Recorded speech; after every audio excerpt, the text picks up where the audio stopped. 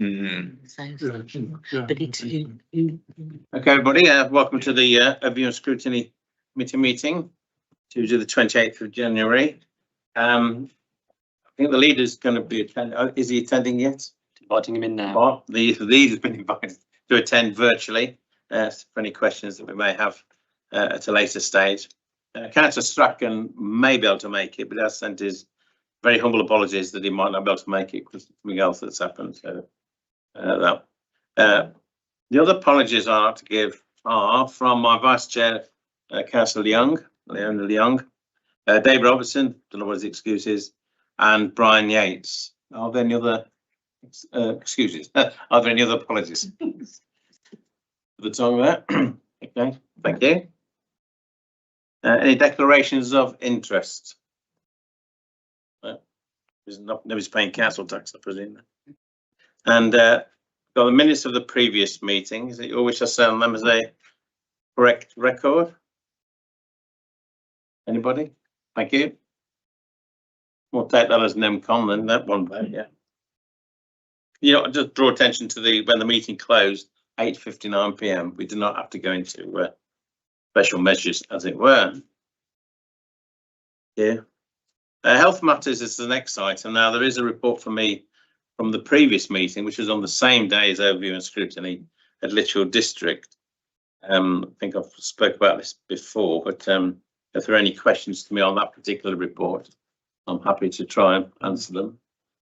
Other than that, I've asked Will to circulate the report that I had yesterday because there's a Health Overview and Scrutiny Committee there. I'll just mention one or two things to whet your appetite to, so you might be tempted to read it. One is that there were more than 6 million appointments took place last year with GPs, and what the Hertfordshire and Stoke-on-Trent ICB are doing are actually trying to get all GP surgeries digitised and up to date and so on, which will no doubt please our Chief Executive.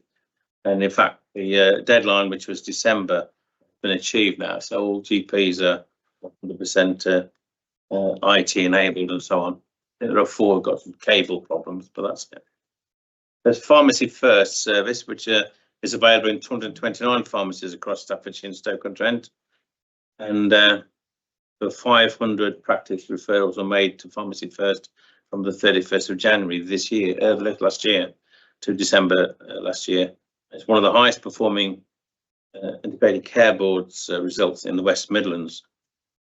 And there are challenges to pharmacy services, I heard yesterday, not just to the recruitment and retention of pharmacists, but also to GPs. So there are still problems there with workforce and getting the workforce and the amount of work they're doing. The other main item that we had was on vaccination update. And there's some graphs in the report that I've sent you, better seen, I think, on the County Council's website. There's been a lot of work trying to encourage vaccination uptake. There's been baby TV for mothers, maternal units and so on, actually being able to get access to these information on having taken up the MMR vaccine, all the rest of it. You've got the various programs at the moment, which are the seasonal influenza, COVID-19 vaccinations, respiratory syncytial virus, RSV, and measles, mumps, and rubella. And the figures on there show the take up there. Which is quite surprising is that say they're all in ethnicity and white British, there was 51% take up in that cohort. So that is only 51% of those entitled in that cohort took the vaccine. The very low ones, but the worst one was those of Pakistani origin, and that's only 7.98%, which is actually slightly higher than Midlands. And they're doing a great deal, I think, in trying to get the message across to those groups that aren't taking advantage of the vaccinations and so on. I think I lifted that. I don't want to say anymore. There's the catch-up vaccination program which we offer to individuals 75 to 79 until August this year on influenza, and then there's the new, relatively new RSV vaccine, for those turning 75 years of age now. So there's all these opportunities. A bit more detail in my report, 2 pages. Maybe some slight error there. So I'll try and work it out later on. And you've got any questions, which I'm sure you won't have. Me not being medically qualified. Oh, yes, Di. Cat Evans. Thank you. Is there a reason why as you said, the Pakistani rate is so low? Are they getting through because of language barrier? Not getting through because of language barriers, or and what are they doing to try and get that up? Because it's so vital. Because that's why things are getting out of hand a little bit with people missing. It's mainly, as I'm told, it's mainly cultural. I mean, the various languages, the meeting people in mosques, and all these other things, a way of doing it. But it's a cultural thing, apparently. That's the main thing. So, you know, having something, sticking something into you. I mean, there is. What I didn't mention was the misinformation and the other stuff that goes on social media as well, which is obviously had an effect for most of us. But saying Pakistani cohort, it's particularly the cultural matters and trying to get over that. So. Supporting. Okay. Okay, thank you. My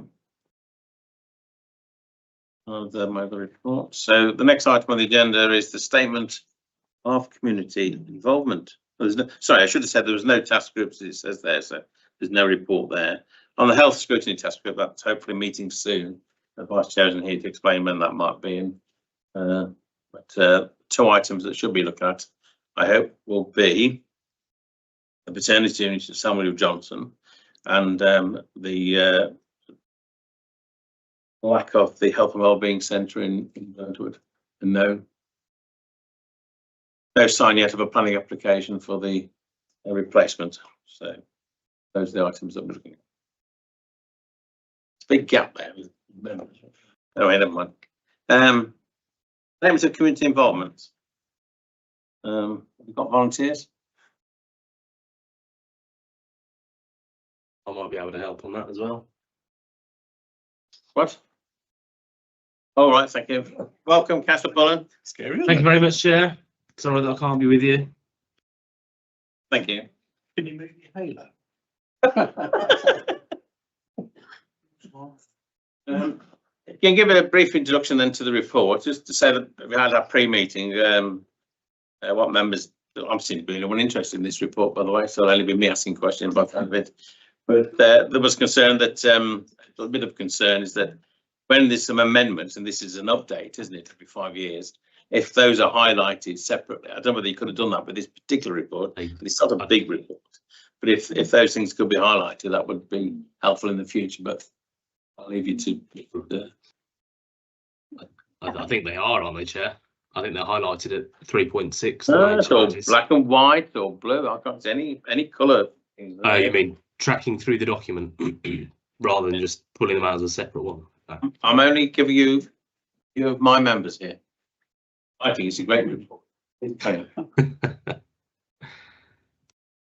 Do you want me to keep? Oh, sorry, go on. Sorry, if you want, yes. Well, I was just going to do a quick intro. The leader wants to come in first. Is that okay? Right, okay. I might have surprised there. Do you want me to? Yeah, please go on then.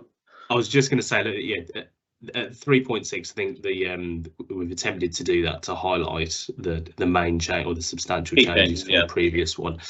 Every 5 years we're required to update this statement of community involvement, and it's really just about being transparent and open with the public about how we'll make the decisions regarding a number of different planning policy decisions. Obviously, with the local plan going through the process at the moment, it's very important that we get this right now. There's a fairly lengthy process to this, so we're bringing it here tonight. It then goes to Cabinet for review. It then has a 6-week public consultation period, following which it then comes back for any amendments prior to the final document being confirmed and approved. So there's still quite a way to go on this document in terms of consultation, but I think it's a brilliant report that Lucy and her team put together, and no doubt Lucy will want to go into some more detail in a second, but really just looking for any additional input from the committee this evening that can make this process better than it already is. Obviously, number one difference, or the biggest difference, is it no longer takes into consideration the COVID-19 requirements that it did back in 2019. Thank you, Chair. Okay, thank you. Want to just to add to that, yes, just cover how we will consult and involve people through consultation, as Doug mentioned, the local plan, our supplementary planning document, neighbourhood plans, community infrastructure levy, and also planning applications as well. So the changes to the last version, which we do highlight in the document, but just to go over those. So we removed a lot of references to COVID-19. yes. So they were introduced with the last one, obviously, it was in 2020. So we were going through that period of time. So they've now been removed. It's also a much better and improved layout. So we've got a separate section for each type of planning document that we will consult on, so that it's a clearer document. We reference our Lichfield District 2050 strategy, which is obviously very important now. And it's much clearer on the minimum requirements that we will follow, and also any additional consultation approaches that we may use. The issues and options consultation that we did recently, I hope you'd agree we've been far more innovative, and we've gone out to more communities and in different ways than we would have done before. Now we've gone to lots of shops and we've been on pub brands and trying to engage with members of the public, not drinking of course. So, you know, we're trying to look at modern methods of consultation as well as the traditional methods. So it does cover all types of consultation. So at the end, there is an appendix that sets out all the bodies that we consult. That we consider those to be the bodies that do have an interest in planning issues. And as Councillor Paul has already said, we will consult on it for 6 weeks. But if there's anything that you've noticed in the document that we think we should add, or if you've got any particular views, we'd be happy to hear them. Okay, thank you. Well, I'd like to go through chapter by chapter, if that's okay, so everybody knows where we are. So one is the executive summary and the recommendations there. Now's the time to give any views back for Cabinet and for officers. 3 is the background, which you've explained well, I think, and then the key changes sort of highlighted there, really. Not probably as much as some members want, but they are the key changes. And then the next steps, which includes our Review and Scrutiny Committee, and being consulted, the Cabinet making a decision on the 11th of February on this 6-week consultation. There's the information there. There's alternative options there on page 14. The next steps, alternative options. A new statement of community involvement is not produced, and therefore we do not meet requirements to review our SCI every 5 years. And basically, there's alternative options. There aren't really any, because we were breaking the legislation, weren't we? So simpler way there. We go on to the draft statement of community involvement then, if that's okay. We have the first section in that, which is the introduction, explaining what it's all about. And then 1.6.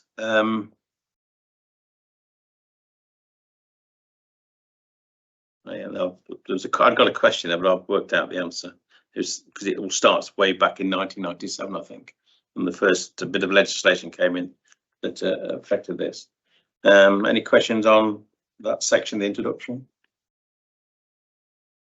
On 2, about our community and district, and of course the reference has been said to the 2050 strategy. And the summary. I always think it's useful to if there's any links on the website that members can have to the closed consultations when you look at some things. That's something I personally find useful. Do you still have the paper files for planning applications? Still?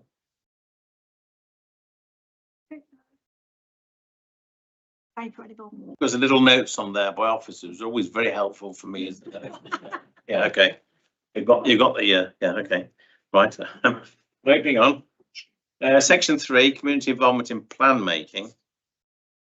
I've had a look at this for the description for how a local plan is made for members of the public or for councillors like me. And the reason I haven't found an easy one anywhere really, because it gets into the technical side of the different sections and so on. I've looked at various bases, including planning aid, which starts off good, but then doesn't go any further really. So if there's a way of coming up with a good diagram, if you like, of how the local plan works, that might be useful one day. But I realise it's not easy, and I've not found one yet. So I'm not saying we're failing where others haven't. Yeah, I've got the timetable there of the local plan. On the Sustainability Appraisal and Habitats Directive, I mean, the Watery Lane development was eventually agreed by the Secretary of State on the basis it was sustainable.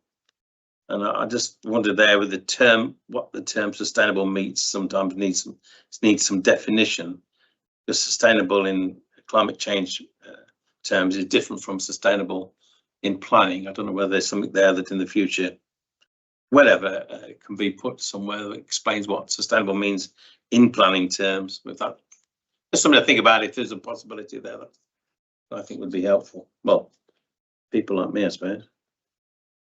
319, 315 there, the database, that's interesting. I'm not asking for a copy of the database, but because you have got such a very big database, it's presumably updated regularly, that'd be useful for councillors if they need to get in contact with a body, that you might be able to share that particular detail, not necessarily the individual that might be on there, but presumably councillors could actually say, oh, somebody, whether it be to governance, where they want to get in touch with this or that body. Do you have the contact details? Will that be something that would be okay? Not for all of them. Just think when you do have a particular issue, that a councillor has a particular issue. Yeah, We've got. I was impressed that there is so much in there. Yeah, the updating from websites aren't always up to date. And then on on 319, what will we do with the comments? The question is, and they'll be available to view, won't they? People's individual comments on the thing. Not forever, I know, but they are for a while, aren't they? That's right. Yeah, a bit of a hard to find through all the spreadsheets, but that's the nature of it, really. And on 4, community involvement in neighbourhood plans. What those all? Yes, a different voice.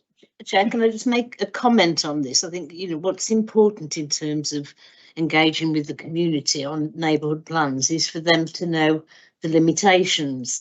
You know, I'm thinking about the process that we went through with the Burntwood neighbourhood plan, for example, and there was quite a lot of engagement and interest over the consultation period, before the consultation period and since.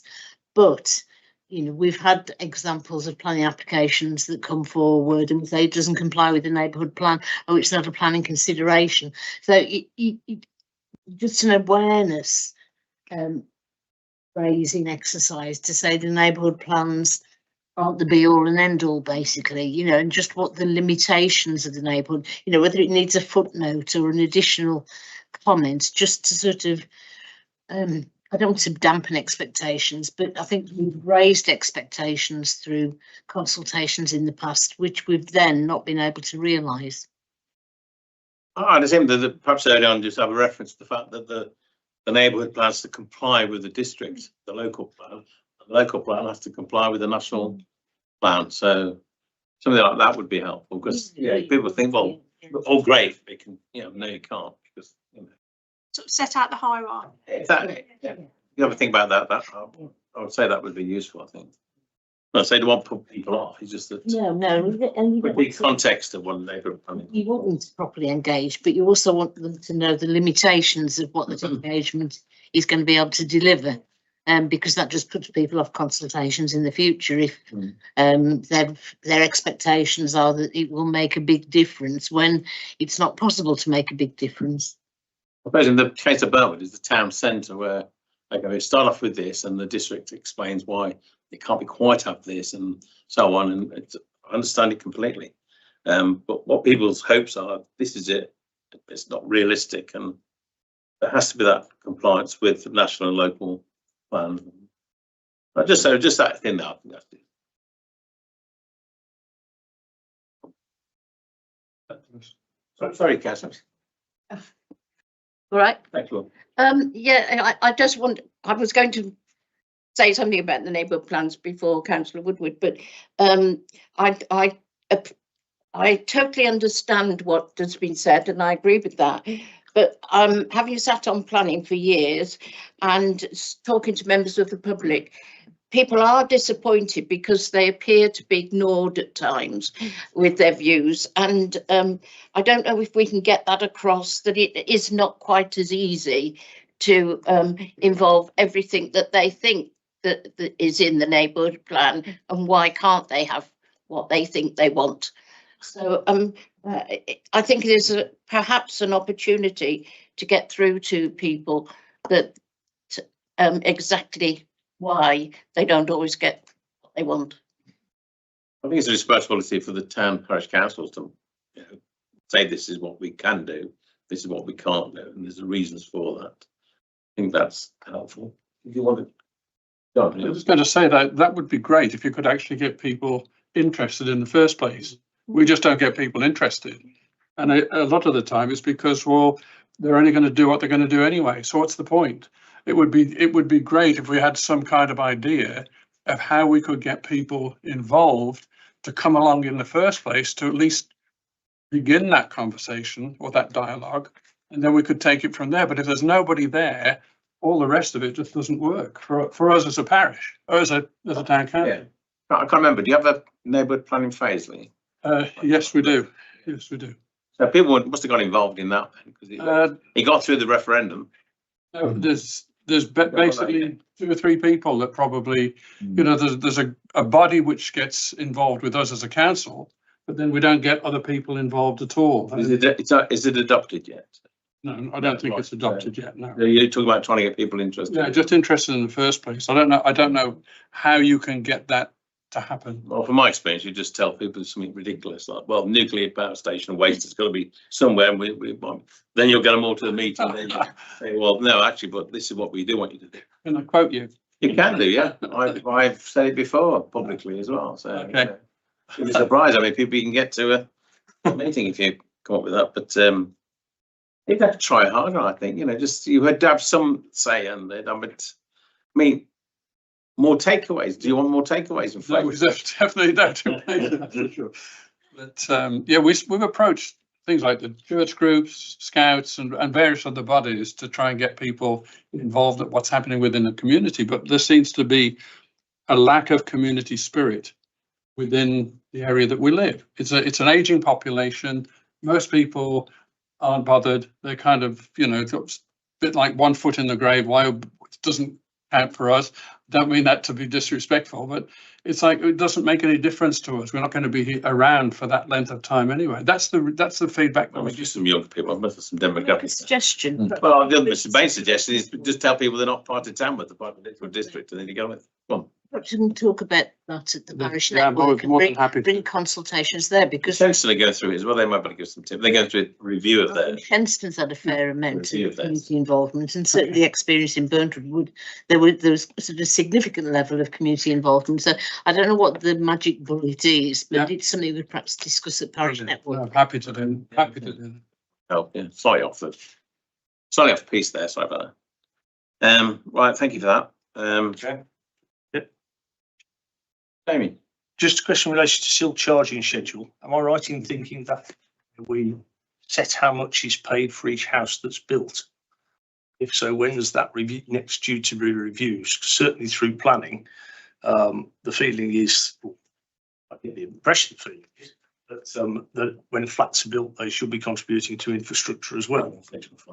So is the due to be reviewed for that?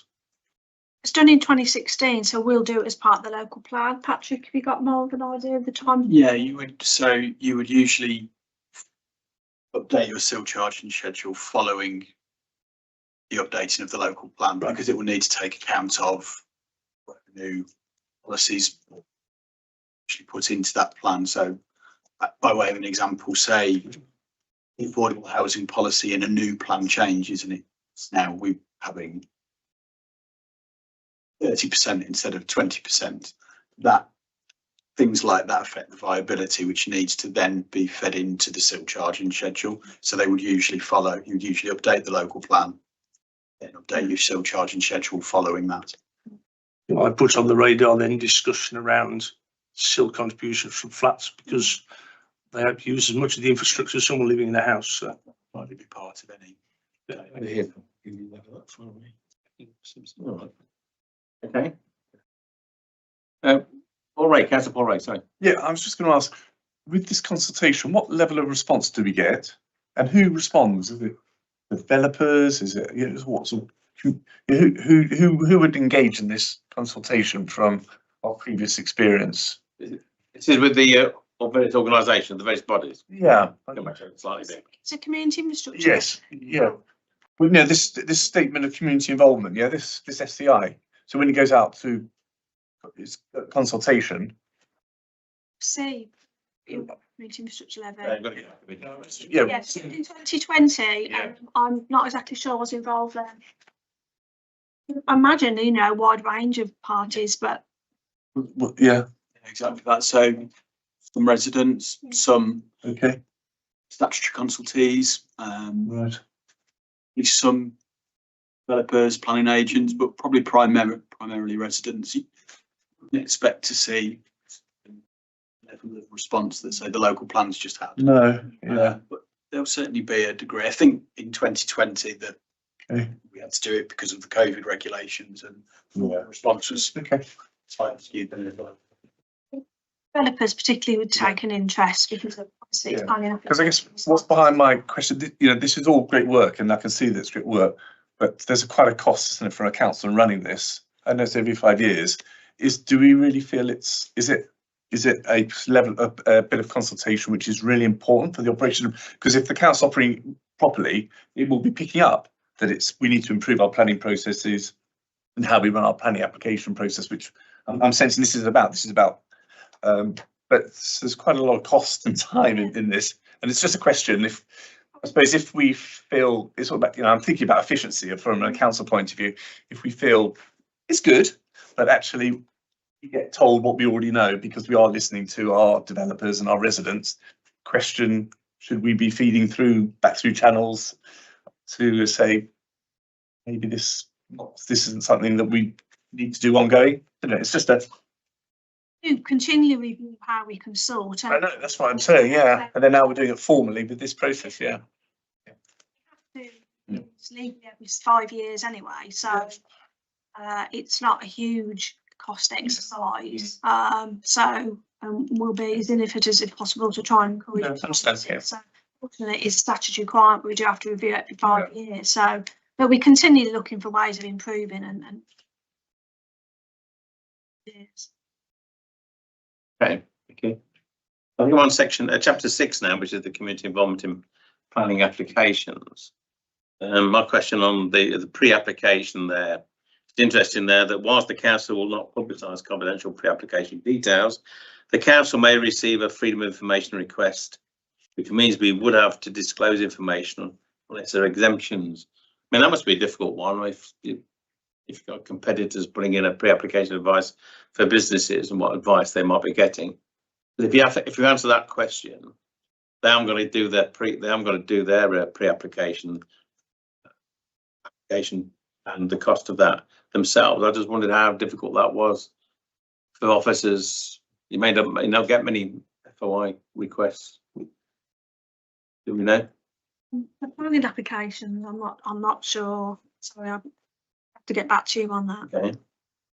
I mean, I've asked about a pre-application only to ask if the member of the public has asked for a pre-application, not what the result was myself, just so that they've done that, and therefore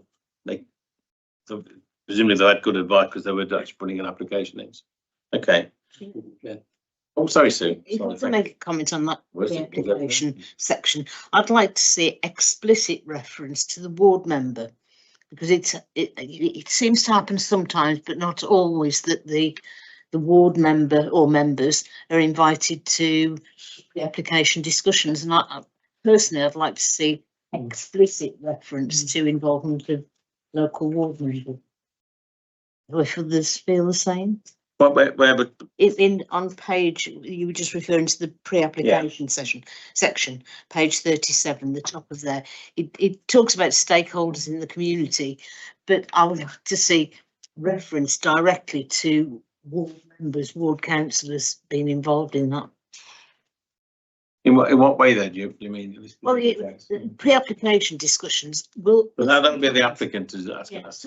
sometimes pre-application discussions are held with the developer, planning officers, other people, but sometimes ward members are included and sometimes they're not. And I'm not quite sure what the cut-off is, but as long as ward members are being made aware of these pre-applications, and can be part of that discussion in confidence, which they've got to be.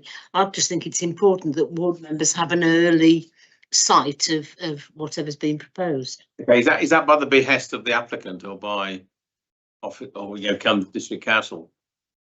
That do we know? Exactly sure, we'd have to ask, but I would imagine that if it's a pre-app for a potential large scheme, Talking about this is more likely to involve ward members as opposed to a very small. Obviously, a pre-app isn't necessarily. If it's somebody's extension on the back of their bungalow or whatever, you wouldn't Exactly. necessarily. But if it's about a significant development in your ward, it's useful to know.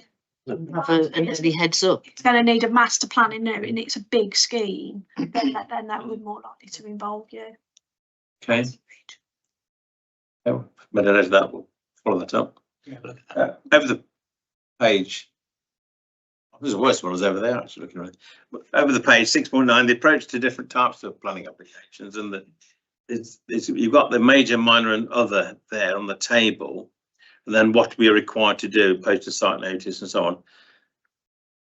But we had an email as members about not informing neighbours, which always sounded a bit dangerous to me. What's happened with that? That's me. You're not the chief executive.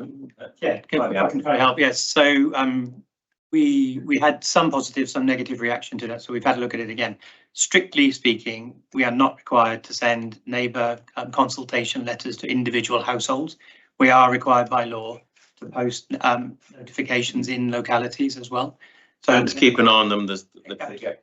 Exactly that. Yes. So we are, I believe, at the beginning of February, going to trial for a 3-month period. You want to do that, right? Yeah, but we want to see, and we would like to get feedback over the period of that trial period as well to see what implications there are. So I wouldn't like to prejudge the outcome of that trial period, but I'm hoping that you will engage with us. Okay, right. Thank you. Sorry, yes. It's a separate point. Is that okay? Yeah, well, that's okay. Not on the same section, just to So the next section, 39. 6.9 we're on, wouldn't we? On that table. 6.9, right? Oh, that's no, we're on that one. I'm on that one. Just the comment on structure and layout, and I should say, I think you said at the outset about wanting to simplify and make it as easy to follow as possible, and I think the document does. I think it's in my view very accessible and is easy to follow for residents. I thought this table 6 is a possible exception to that. I thought that could be a little bit clearer. You obviously taken the view in the middle column to have that straddle all 3 types, major, minor, and other, but then within the column it still differentiates between major and other. So I think it's a little bit confusing. I think maybe that could be revisited. But as I say, generally, I think it is very easy to follow. Chair, I had one a big question mark there, you see. Oh, right, good. Great minds. Yeah. One other question on please section 6. At 6.7. 6.7. That's going back, is it? Yeah.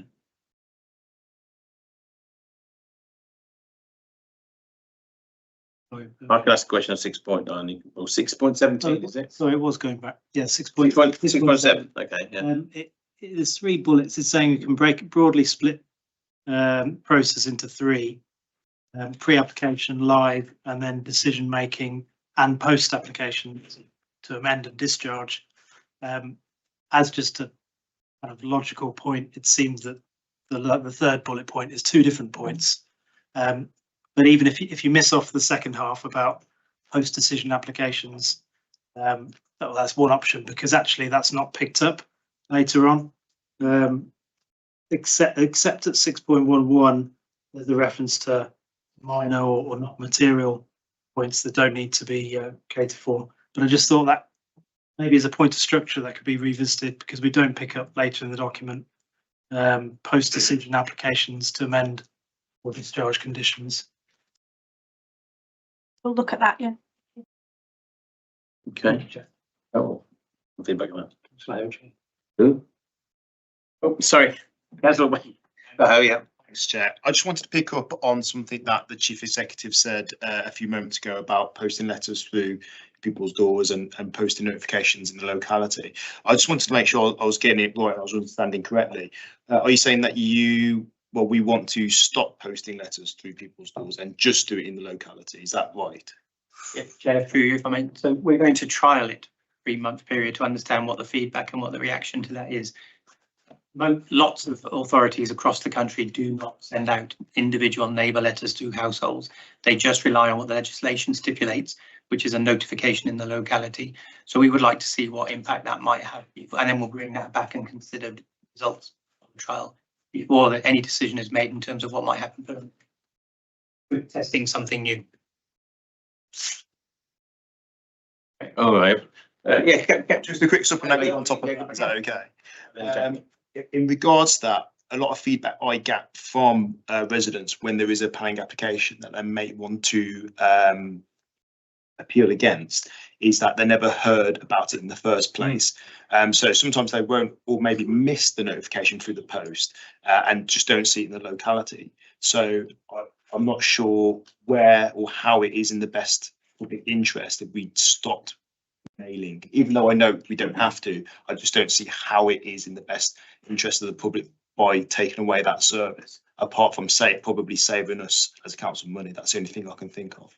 Yeah, Chair, so it's not about saving money at all, just to reassure members.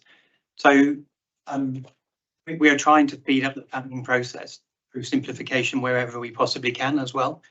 At the moment, we are advised by government that we should be able to do householder applications, and actually to the earlier comments about majors, minors and other, I think we could further make that easier to understand for our residents as well, because actually from a resident's perspective, it's either a householder application or it's something else, and we haven't really identified that in the list. I'd like to do that, so that was really helpful feedback. But we're meant to do those in about 8 weeks' time. At the moment, as you will see when you look at our performance in Q3, we are extending too many of those householder applications when actually we believe we could do them in 4 to 5 weeks. So this trial is to support whether or not that is possible to significantly speed up the process for applicants.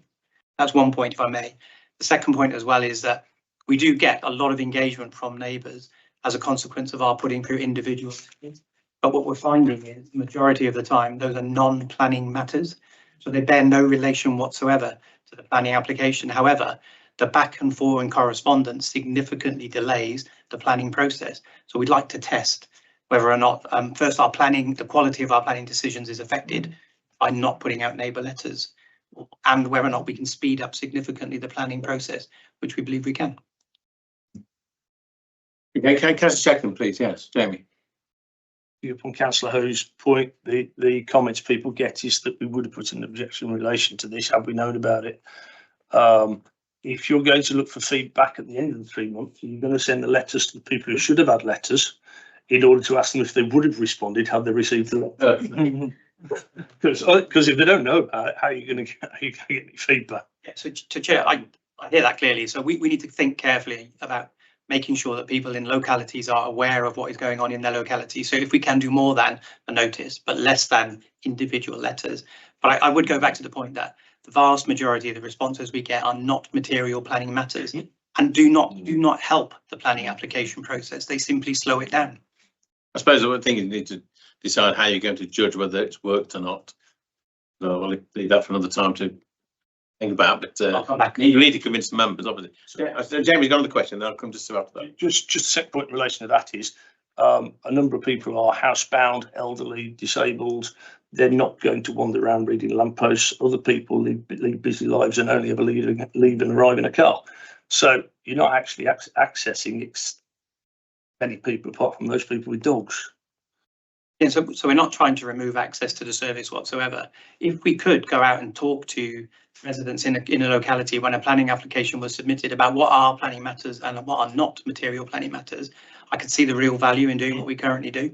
As I say, at the moment, it significantly delays the processing process for the individuals who are actually applying.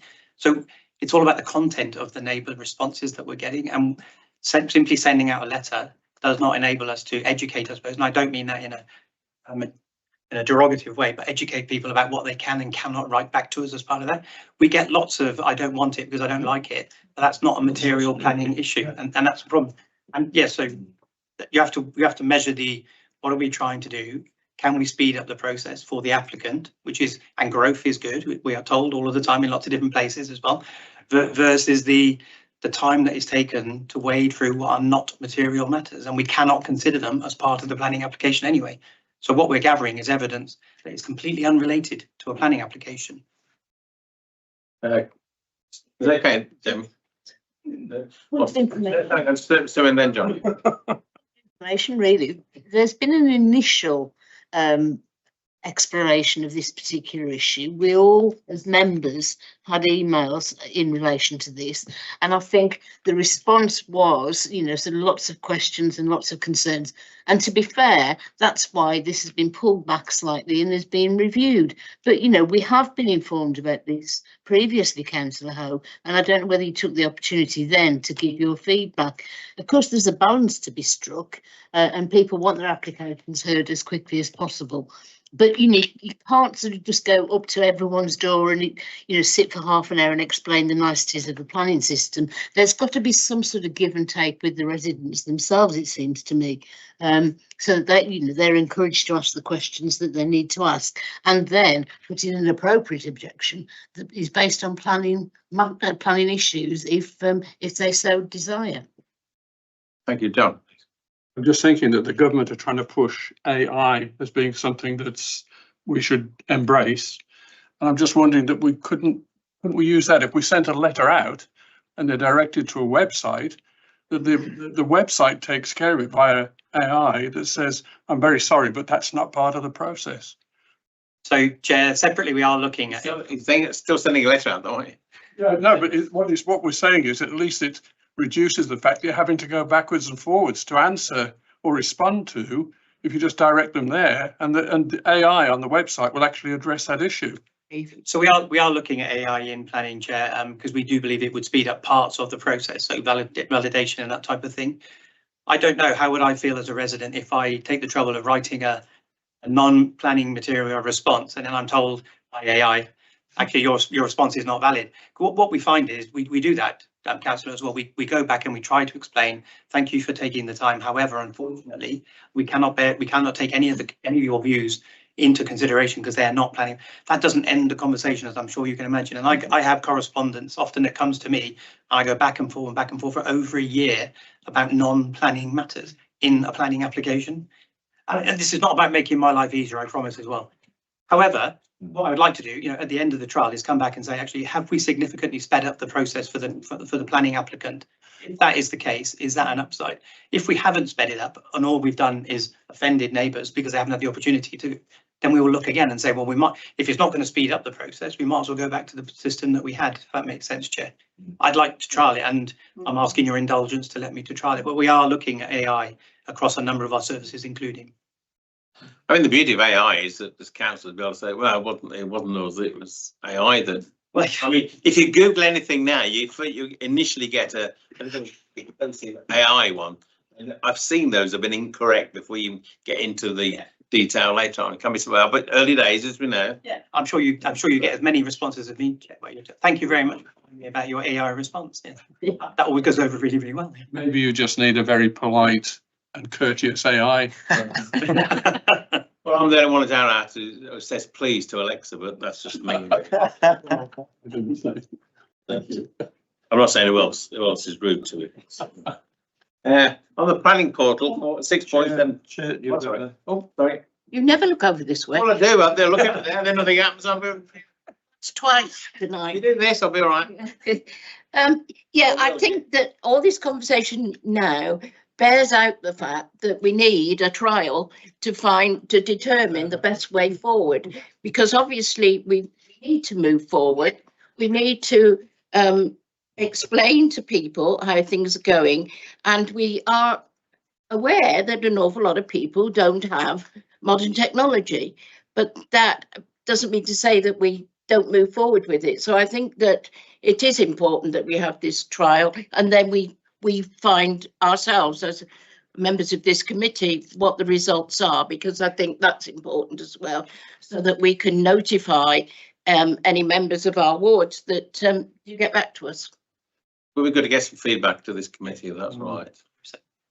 Because you've said yes to that, you've fallen into my little trap of drawing attention to the fact that this committee in 19th of December 2023, we had a look at how long people could speak at planning committees and this sort of thing. It was recommended by this committee 3 minutes for objectors, 3 minutes for applicants and their agents, and 3 minutes for ward members. What up to that? Do we know?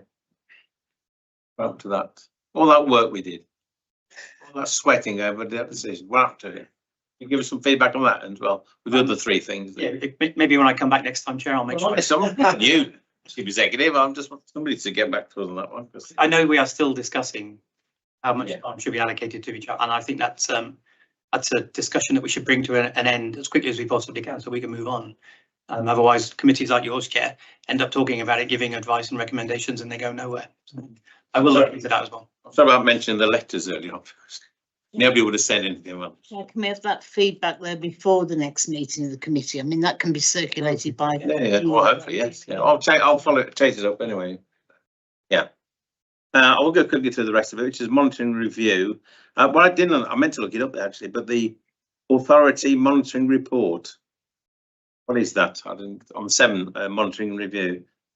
7.1 monitoring review. What is that? I meant to look it up before I got here, but failed. It is an annual report we do on all aspects, isn't it? Do you want to expand it? Yeah, so there's a link there, isn't there? I mean, to be fair, I think I just didn't do it. Sorry. To everyone we've done since 2006, but it effectively reports on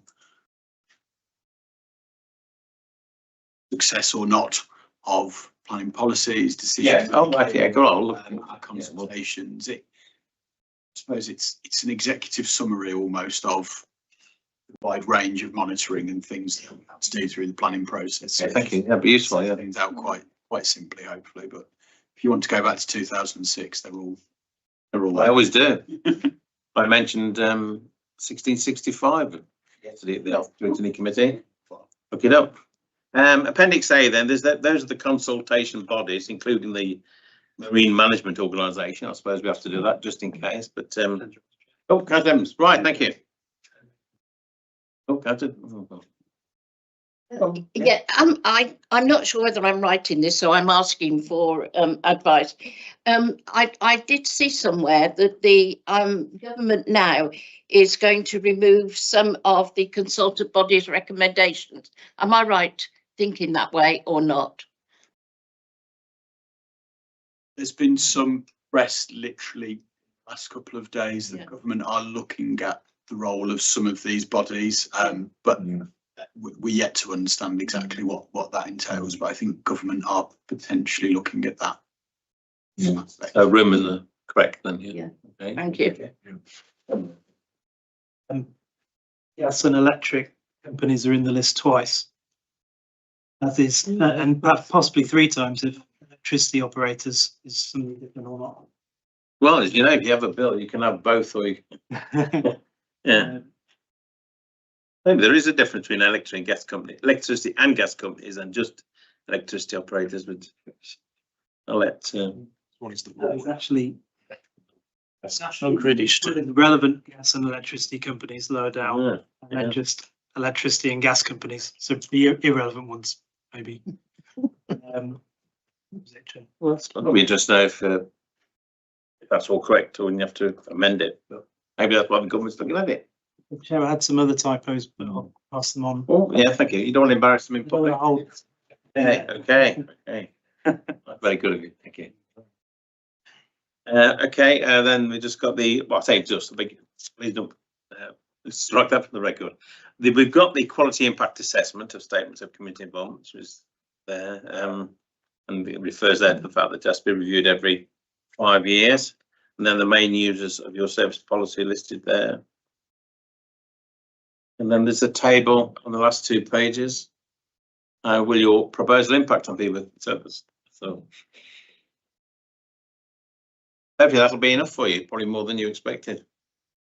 Useful, thank you. Thank you. Well, thanks for the report. Thank you. Okay. We'll just note the MTFS, or we can ask questions. Those who might have the answers can come to the table there, please. That'd be good.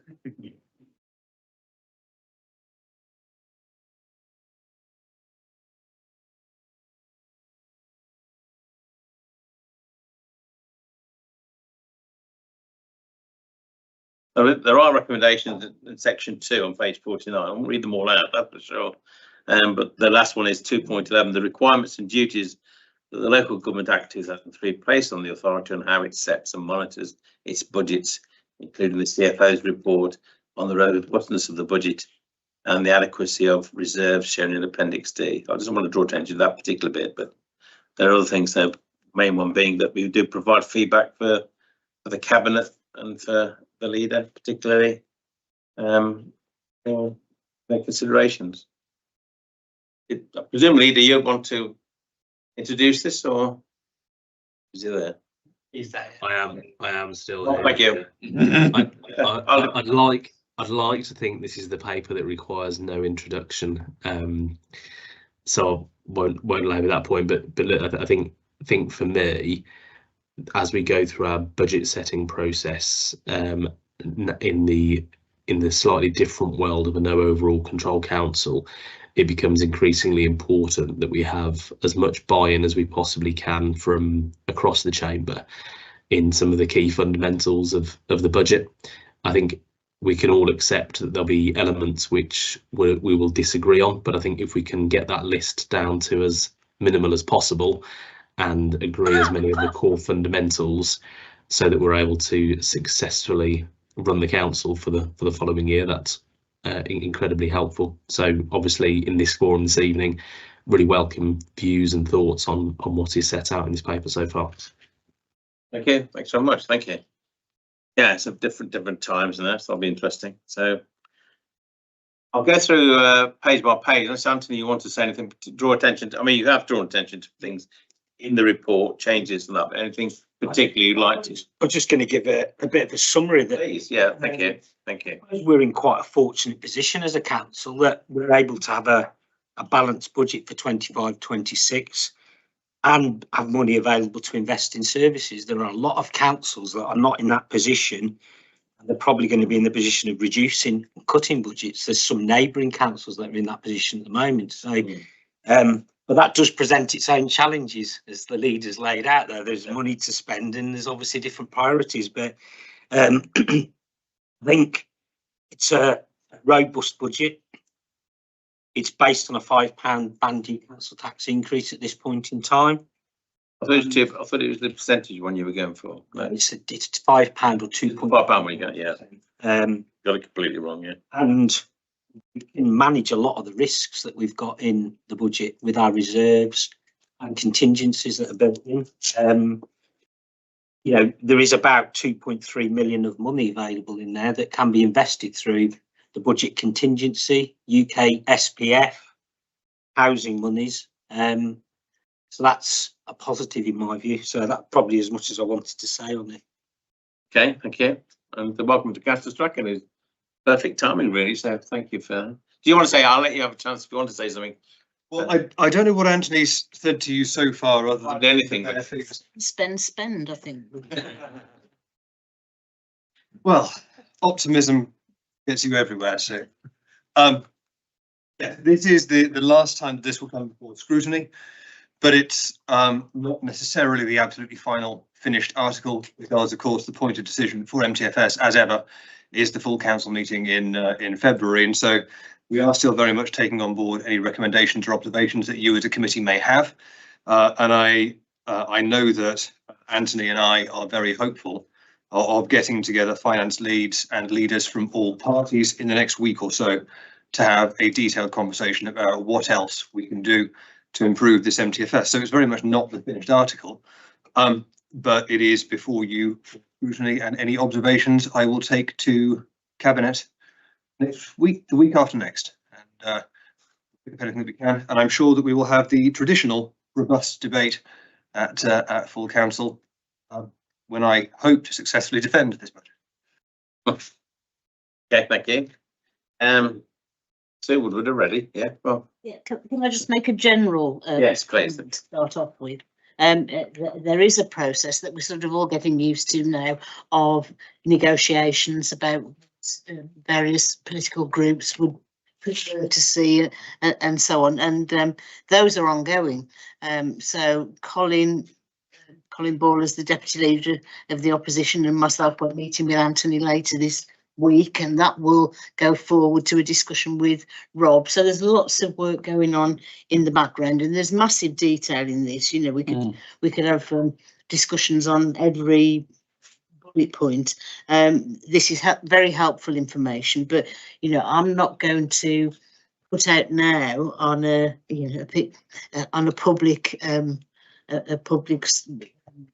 meeting exactly what those negotiations and the details of those negotiations. There will be a time when that comes forward, but there is a lot of discussion going on in the background. Rather than, you know, if you see members possibly not asking many questions here, it's because lots and lots of other suggestions and comments and questions are being made in the background. People always say that, don't they? Sorry, Rob. I think the point to be made from the finance portfolio is that this is a time when a lot of local authorities are finding themselves in straitened financial circumstances. We are, fortunately, at the moment, not necessarily one of them, although by the end of the 4-year budget, things are certainly starting to look pretty tight.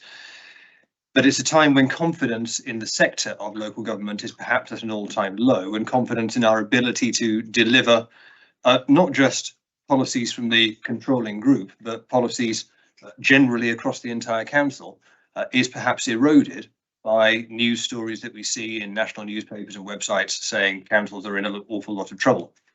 So I think at this stage, the last thing that we want to see is division, particularly in a council that's under no overall control. This is perhaps more than any other a time for collegiality and working together for the benefit of people in this district, rather than having petty political scraps for no particularly good reason. And so that's why, as far as I'm concerned from the finance brief, it's not necessarily that there are no red lines, because I still have to act with caution, and we have to act in a way that makes best use of the council's finances.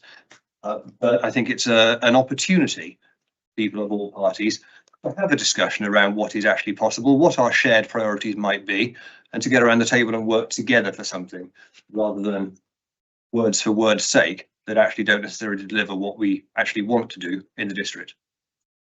Thank you very much.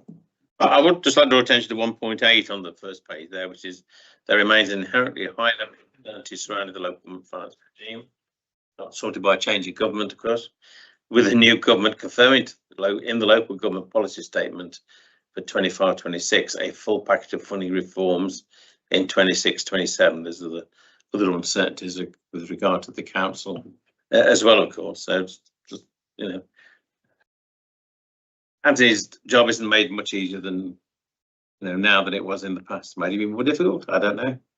But I think you've got to the point where you live with the uncertainty, to be honest. I think so, yeah. Every year I've been back here, I say you can't get any more uncertain, and then say well. Yeah, well, Chair, sorry. Sorry, yeah. Yeah, before we get another general point on this uncertainty aspect, if I may, please, Chair. There are reports that there's a spending review next spring, and from that there will be a multi-year settlement coming forward. Now, I think in my time on the council, which was 6-7 years, I think we've had a multi-year settlement in that time. And my question is, naively, will that make a difference to how we shape our medium-term financial strategy going forward? If we've got a multi-year settlement, does that mean we can plan over a 2 or 3 year period rather than over an annual period and have more accurate figures, particularly, say, council tax rises? We have a council tax rise coming in this year. In future years, it's set at 1.99%. I think it's reasonable to say that it's unlikely to be 1.99% in those future years. And I just wonder whether going forward, we'll have the ability to shape, say, a 3-year strategy with false projections on income and expenditure going forward that period. As I say, I sit naively because I've never had that situation since the time I've been on the council, but those with more experience may be able to answer that question for me. Thank you. Absolutely. Well, this is, I think, my 5th year in the finance portfolio, and I've never seen a multi-year settlement in this portfolio. And indeed, before that, when I sat in Councillor Norman's seat, I think certainly 4 years or so, we didn't see a multi-year settlement in that either. I think it was possibly 13 years ago that we saw our first multi-year settlement, although I would be correct on that if I was wrong. Yes, it absolutely would assist us in terms of financial planning because we'd be able to have far more visibility. At the moment, we can see forwards about 15 months into the future, but that's about it. We never necessarily know what's going to come down in a single year settlement. And while this one perhaps didn't have quite as many surprises as we expected, there were other factors at play, such as the impact of the budget with the incoming government, which of course has placed some quite significant additional pressures on us as an authority that employs people.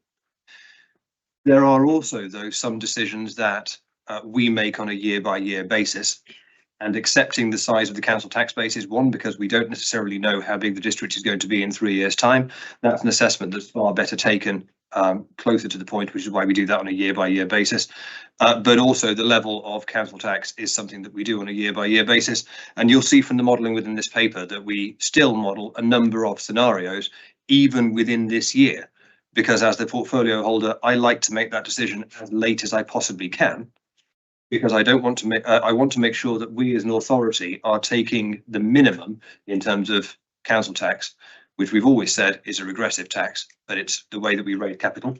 And so I want to make sure we're taking the minimum that is necessary, and I don't take any council tax increase lightly. Yes, we model increases because we have to. But I think it's the responsible thing to do in this year. But it's certainly something that I think we'll continue to take on a year-by-year basis. But with a multi-year settlement, it may be that future steady standard position changes. Thank you. Oh, there's some pessimism in one. No, because one other thing to what Councillor. No, it's just if you look at the wider operating environment, we've got some huge reforms in the waste arena coming down the line. So extended producer responsibility, deposit return scheme, and emissions trading scheme. At the moment, there's very little visibility over what the cost of those are likely to be, what the impact is likely to be, and what funding we're like to get from government. So in addition to the core finance settlement that would give us that certainty, we'll hopefully get some visibility over the impact of these reforms and what the government is going to fund and what isn't going to, because those could be significant numbers for some local authorities. I was going to say 1.16 there on the transitional, unknown transitional funding. There's a word of caution there on, again, difficult to predict what's going to happen. We'll go through page by page if that's okay. Yeah, I was just going to mention. Yeah, I'm just sorry, Rob. I was just thinking of the comments you made at the beginning about questioning, or just wanting people to bring forward ideas for budget with sound basis and not plain politics. I think on your side, you've got to be open and not closed door. So with the ideas that come through in the spirit of, the context of a council with no overall control. So it does work both ways. So right, if you have the preconception that this is politics being played, as opposed to these might be really valid ideas which can make our budget stronger and make our delivery better. So I just ask at that point to make sure there is that balance. Absolutely, Paul, and you'll get your invitation, I would imagine. And I look forward to having a conversation with you in the next couple of weeks. Okay, you got your bid in. If I can add to that, I think it's important though. I think this is within an no overall control council. And we've managed to work on that sort of collegiate basis, that we're trusted. We're not going to throw hand grenades in to make life difficult, because the ultimate person who suffers is the council taxpayer out there. It's about, and we agreed with the council leader that this is about better outcomes for people in this district. we've got political judgments about that, and that's why we'll wrangle about, you know, which political judgments are the ones which hold in the end. But you know, there's got to be that element of trust, and that's dependent on openness and transparency and so on. So I absolutely agree with Councillor Ray. But I've always told you, Sue, it's always important to have some red herrings when you're asking officers questions. Otherwise, I they'll. wasn't going to mention that. Oh, right, okay. 3, background, page 49. Well, into the background there, because you've got the provisional local government financial settlement there, and you go through the, sorry, you, Anthony, go through the details there. So, Colin, a question on this? Sorry, again, it's a point of information. Point 2.7, I think that's the page we're on. Recommendations. A provisional inclusion of an in-year growth stroke contingency budget of just over £1 million. Looking at the figure later on, my interpretation of that is that's a balancing figure to make sure we create a balanced budget, and that's coming out of reserves. Just want to check my understanding of that. Yes and no. So yes, it does deliver about balanced budget in year 1 of the MTFS, but it represents what would be effectively a transfer to reserves from that within that year, but that Anthony, in his role as Section 151 officer, assesses is necessary as a risk budget effectively in year 1 while we wait for things to settle. So if I can ask a supplementary, so that's money that could be available to be spent. And may in the fullness of time be. That's why it's in there as a growth and contingency budget. That's what I'm trying to tease out. Thank you. I think to put that in some context, yes, it delivers a balanced budget in year 1. What I'm anxious to avoid is locking money away in earmarked reserves where we can't touch it for projects that may not come forward for 2 or 3 years. I'd like to see us use this sort of budget to be far more fleet of foot as an authority and able to commit to or able to firefight any emergent risks that we don't necessarily see around the corner, such as global pandemics or things like that, but also able to commit to short-term growth projects as they come forward. So we've got that opportunity, effectively the pocket change. Okay. May have got to page 50 by now, which is in about 3 pages in. On the provisional local government financial settlement, any questions on that? Any comments that anybody wants to make? Again, Anthony's highlighted differences in red, good or bad. Okay, and then the next section is the government core spending power, and this increase core spending power is 0% this time, but it was almost 5%, wasn't it, the previous couple of years? So just to give a little bit of information on that, the government have decided that they will districts. They would set a floor effectively, which they've set at 0%. The previous year it was 4%. The other difference, and this is key, is that in previous years it excluded a decision on a council tax increase. That 0% assumes that you raise the council tax by the maximum available. The other point I'd probably make as well in here is there is a new grant which we haven't received any, called recovery grant, which is based on deprivation for all intents and purposes. So and this will give you a bit of an idea. 133 of, I think it's about 160 districts didn't receive any of that recovery, of one of which is we didn't. That gives you some idea of the direction of travel the government is taking on finance reform. I think it's fair to say deprivation is going to be a much bigger factor in the way money is allocated than it has been in previous years. So that's something to be aware of in terms of the funding we're going to get from the government in future years. I think as with the county and the district, there's always these small pockets of deprivation which almost gets passed by because they are small pockets, even though they're important in there. So that's always been the problem, I think. I think, Steve, to back up Anthony's point as well as meshing in with yours, yes, there are pockets of deprivation within the district, and we as district councillors are aware of those and know where they are. It's part of the beauty of a district council. That's another debate, but the forensic ability of a small council to deal with the smaller pockets of deprivation in its area rather than a larger council cannot be understated. I've said it before in this room and I'll continue to say it. Right up to the wire, sort of thing. There's going to be a wire, Steve. On table 3.18, Councillor Ray had a question on that at the bottom of the domestic abuse side. Oh, yeah. Reminding him of it, don't worry. Domestic abuse sale accommodation grant. You caught me out there. Yeah. So 317, Anthony. Yeah, just I think we had it on chat. 318, you told me.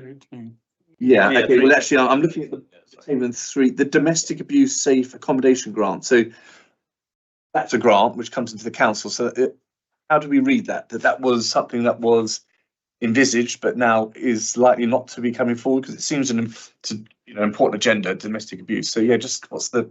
I think a couple of things there. So I think we've received this grant in previous years, but it's been what's known as a specific grant. So it's gone directly to the service. What the government is trying to do is to roll as many of these specific grants into the overall settlement. So there's more flexibility in how you spend it and there's less administration. Yeah. This is an example of what's happened here. They've rolled that grant into the overall settlement. So you can now see that it's gone £473. So that's again is a direction of travel the government's taking in terms of reforming local government finance. I see. Yeah. So, Chair, and how then can we compare what we received this year with what we've received last year to tell whether we're going to get enough money to provide that kind of support? So in this particular year, the government has provided the comparative figure from last year to this year. Whether that will continue is a matter that will be sort of dictated by the reform, because there is an argument that if you continue to provide them in detail, part of a core funding settlement, there's lessening of flexibility because people think, well, we might need to spend that. What they might do is group them all together in one grant and say, here you are, that's your grant, you decide how you want to spend that locally. The cynical could argue that rather than paying directly to a provider and by paying it to the council instead, the government is simply shifting the burden of administration. But of course, I could never say that. It could be the way that it could be a devolution there, and therefore there will be some expense, but you do choose us. I suppose what's important on the expenditure side is how we're expending. So, okay, if that grant's been amalgamated, the actual expenditure budget is still for domestic abuse is still being maintained. I believe that is the case, that there is a budget that spends that specific in the housing services area. Thanks. Hey, thank you for that. Thank you. Page 52, the draft revenue budget there, Appendix A. Any questions? Page 53, the model changes their impact. Yeah, yes, please. Fine. 2 questions on that page. 3.27, an assumption of a pay award of 2%, and the table policy dash climate change, £20,000 a year. So I'm just wondering whether that 2% is deemed to be a reasonable amount, and B, does that mean we're reducing our spend on climate change? Because I think we've currently got a budget of £100,000 for climate change. I may have misunderstood the Can I say where the climate change bit comes in? Well, in the bid, Third line in the table under 3.27. I'm going to let the man who made the assumption answer the first question. Will I get briefed on the second? So a couple of things with that. So that's the headline assumption we've taken in terms of the pay award, which we tended to mirror what the Bank of England target is for inflation. What I would say to that though is the bullet point that's 2 below that, we also include an annual central inflation provision budget of 250,000. Now that would provide about another 1 to 1.5% if that was the case. What I would also say is the point above that in relation to the pension valuation. So we've had some indications of what the next pension fund valuation will be, and that does come in from 26-27. But in previous years, the strategy of the actuary has been to increase contributions because of deficits in the pension fund.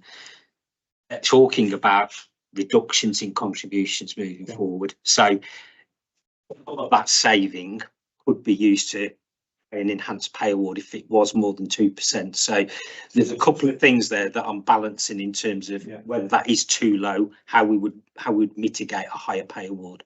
Thank you. I think that's very helpful because I think it probably is too low given the way pay is going generally. And I'm glad, as usual, Anthony's come up with some clever ways of compensating for that. Thank you. The original £100,000 climate change reserve was actually set up, I think about 3 or 4 years ago, and we struggled to actually get it spent because we were still doing the measurements on where we could actually deploy that best. I understand that this is the result of a bid from within the leadership team, and Anthony has some more specifics on it. I know that it landed on my desk. I said yes, but that doesn't mean I've retained the specifics of what it actually looked like. What the bid is, Kerry put. So Kerry might be able to give the detail, but it's around a revenue budget. You could argue that it's too low. You might argue it's too high, but it's a pitched budget, 20,000 a year to deliver a refreshed carbon reduction plan. It would only cover the revenue element. I think with a bid, some further funding to be set aside, but it's to enable some of that smaller scale, either research work, development work, or some of the smaller initiatives to go forward, given there would be a budget for a number of years. Thank you. Okay, yes, please. Up to what Anthony said. So yes, we have, by the end of this financial year, we'll have spent up that revenue reserve on climate change, and there's some work the cabinet members driving forward in terms of school engagement around climate change. So we were just very aware that there was no further ongoing revenue provision for climate change.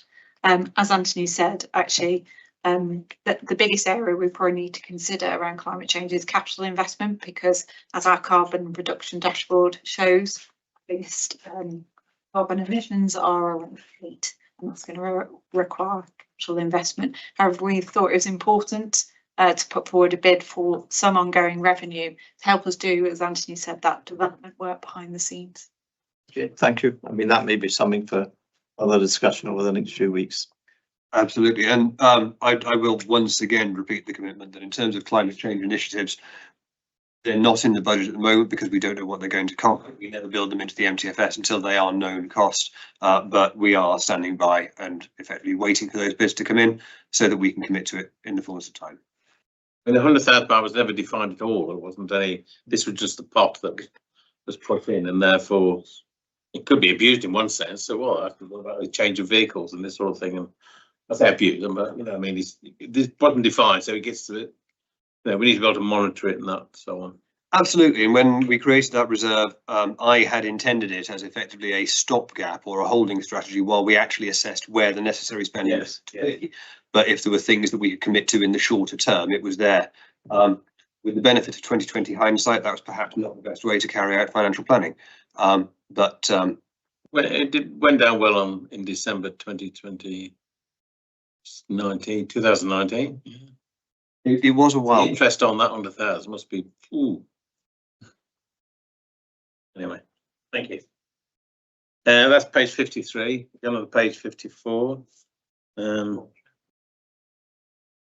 Colin, sorry. The third bullet point down, the £876,340 of revenue grant from the UK Shared Prosperity Fund, and I'll ask the second question at the same time. It's the same question. On 3.42 in the next page, there's almost £200,000 of capital grant from United Kingdom Shared Prosperity Fund, and I'd like to ask a cabinet member that he involves shadow cabinet members in discussions on how those revenue and capital funds will be dispersed, please. I will commit to those discussions, yes. Okay. Okay.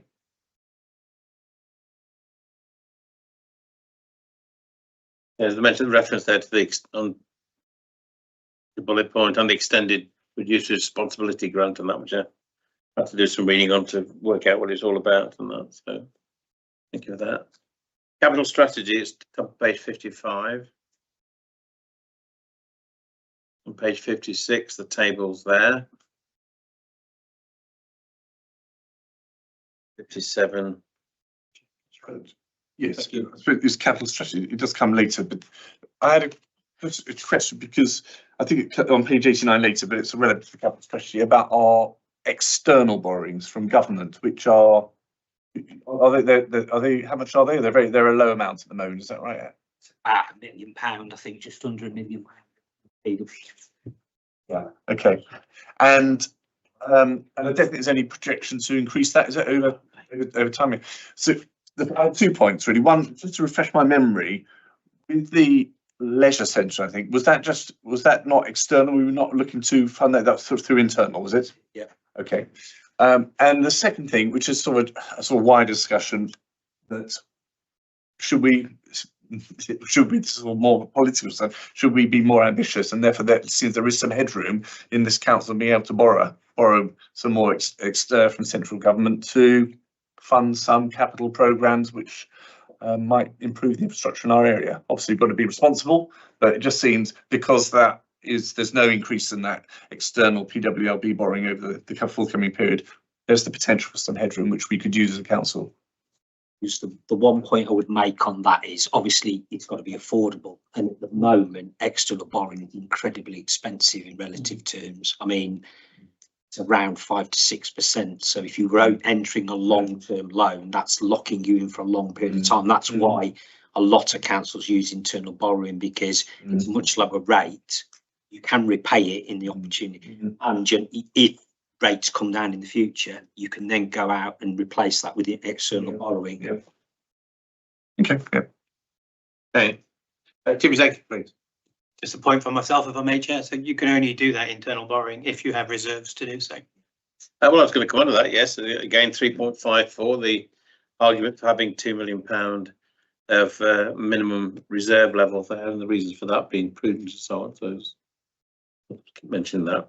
And 3.57, this may be one the leader may want to get involved in. The risk management approach for the Greenway project will therefore need to be identified in a future report to Cabinet and Council. I'll just draw that to people's attention. Yes. Just to comment on that, I don't think the leader's with us any longer, but there are he is with us, apparently. I may not want to get involved, but he's with us. Significant risks still associated with this, and we're waiting for information around insurance and so on, as I understand it. But thankfully, it will come back to Cabinet and therefore be open to scrutiny and calling and so on. So we've got another opportunity to look at the cost implications of that a little bit further down the line, I was going to say, but that's a terrible pun, Sue, and you know it wasn't intended. Need to keep on. I'm grateful for it being brought to our attention there. But work is being done by volunteers, and it gives an opportunity for us as a committee to thank all of those volunteers for the work that they are doing, which will not be abortive or redundant work at the end, but we've got to be careful about the risks we take in terms of future costs. Well, we'll probably keep an eye. Page 58 is projected general reserves, and then 59 is there. Then the longer term financial planning, right up to 2048, 2049. Optimistic or what? I mean, for the world. I mean, Donald Trump's just been elected. Sales fees and charges. Any questions there? Oh, please. Just an observation. It's an observation, Chair. So at 3.76 as an example, I find the nearest neighbour analysis really helpful, actually, and throughout the report when we're compared to other authorities, I find that's a really good way of contextualising it. So just a positive comment. Say, no, towards you to get the right context. So, yeah.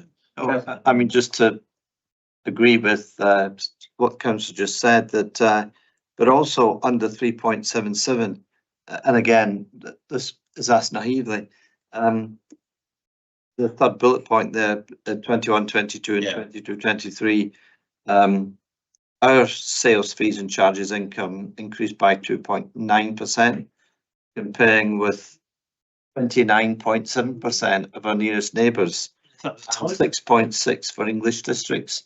So I wondered whether that was a typing error. I've got to explain here. 370. give Anthony or whether that's tracking the opportunity. you're looking to increase our charges. I think that's genuine from memory. I think it's probably a reflection of the position those nearest neighbours are financially. So that I do know there are a number of councils that, because of the financial situation they're in, are significantly increasing fees and charges. We're not in that position, and we've not, therefore our rate at 2.9 looks very low compared to that. I think the one with the districts, the English districts, is probably a better comparison than this one because it's much lower. But the neighbours that are picked out here, they may have financial gaps they need to close, and therefore they're using fees and charges to do that because there's no cap on them like there is with council tax. So as I say, it's just a reflection, I believe, of the financial position those nearest neighbours compared to ourselves. I mean, I understand that, and it's good to be competitive, which clearly we are. But I wonder, is there scope for some marginal increases to increase our income? And I think that's worth thinking about. Colin, that's something that we are seeing now that's being deployed. But the truth of the period that's within that bullet point is that at that time we didn't need to increase the fees and charges burden locally, and so we didn't. We'll only take what we need to. One other point I will make on fees and charges is that legally we can only recover cost, so we can't make profit on those. So as long as we're recovering cost, we're fine. We can make profit, we can't. I understand that, but there's lots of way of apportioning costs. You're right. You're right. Well, I'm obliged to ask if that applies to car park. As long as that our income or the council's incomes, as long as you match the cost of car park. It exceeds the cost, but as long as you can demonstrate it's being used to fund wider initiatives within the council that support car parking, you're fine. So street trading, your street cleansing, I see the loophole. CCTV, your abandoned vehicles, all that are related to it. I get the picture. Obviously, I was thinking about all councils where car parking is an issue, and I also read something, maybe not in your report, maybe in the previous report, about the, comparing yourselves with other councils on fees and charges and tending not to be that competitive and so on. Certainly not able to make comparisons, say with leisure services, how that works, how it's funded and so on. But I can't remember where that was, so therefore I didn't mention it really. So forget it. Page 61. Resident budget consultation project commenced. And then, so just point out how many responses we had. Now, the argument was to actually get as many, to improve the responses. Now, for 2022, for some reason, there's 1,133. They went down into 2023, and then in 2024 was 1,097. So it's not quite gone up as much, but just those figures there. They'll come onto the consultation later, but not in too much detail, I hope. Any questions on that? Page 62. Just say that how entertaining the consultation. Yeah, in a minute, yes, page 62. Well, that we're now in a lefty council. Yeah, we'll come on to that later, as I say. Satanically woke policies. That was really interesting. A lot of communists, actually. Yeah. Councillor Pullen will have taken those in. Yeah. At the bottom of page 61. 61. Yeah, I was there, I admit. Yeah. Those answers, questions answered was 785, skipped with 312. And I just wonder how that influences the validity of the survey itself. If more than a third of the questions have been skipped, are those all the same questions that have been skipped? Is it a variety of different questions that have been skipped?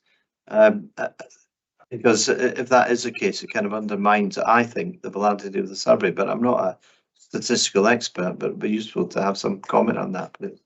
It's not detailed that I have in terms of whether it's a consistent set of questions or a single question that's been skipped. I'll make some inquiries with the survey team and we'll get back to you on that. That's worth thinking about because, I think you take the point on me. It's a conversation in terms of the statistical validity of the budget consultation that I feel like we have every year.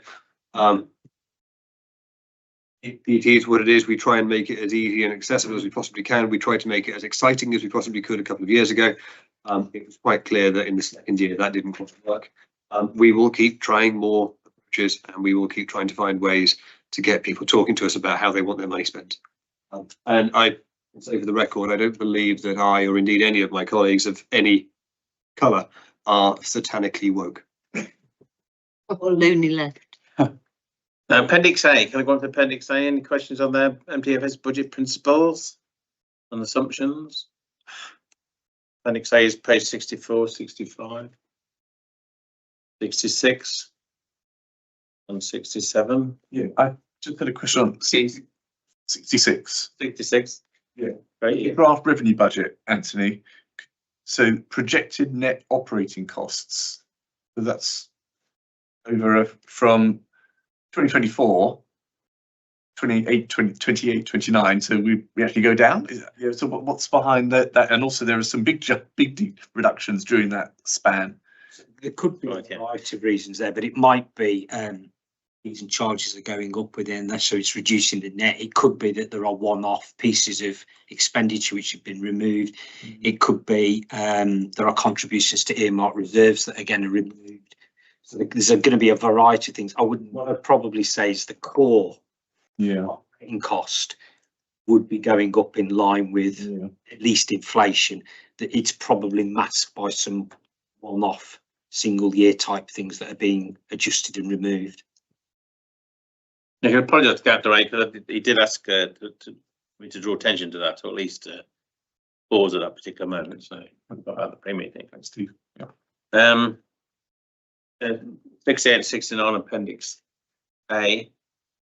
And there's the capital strategy on Appendix B. Are there any questions on that? I'll go the page by page if you like. 71, 72, 73. 74, more detail, 75.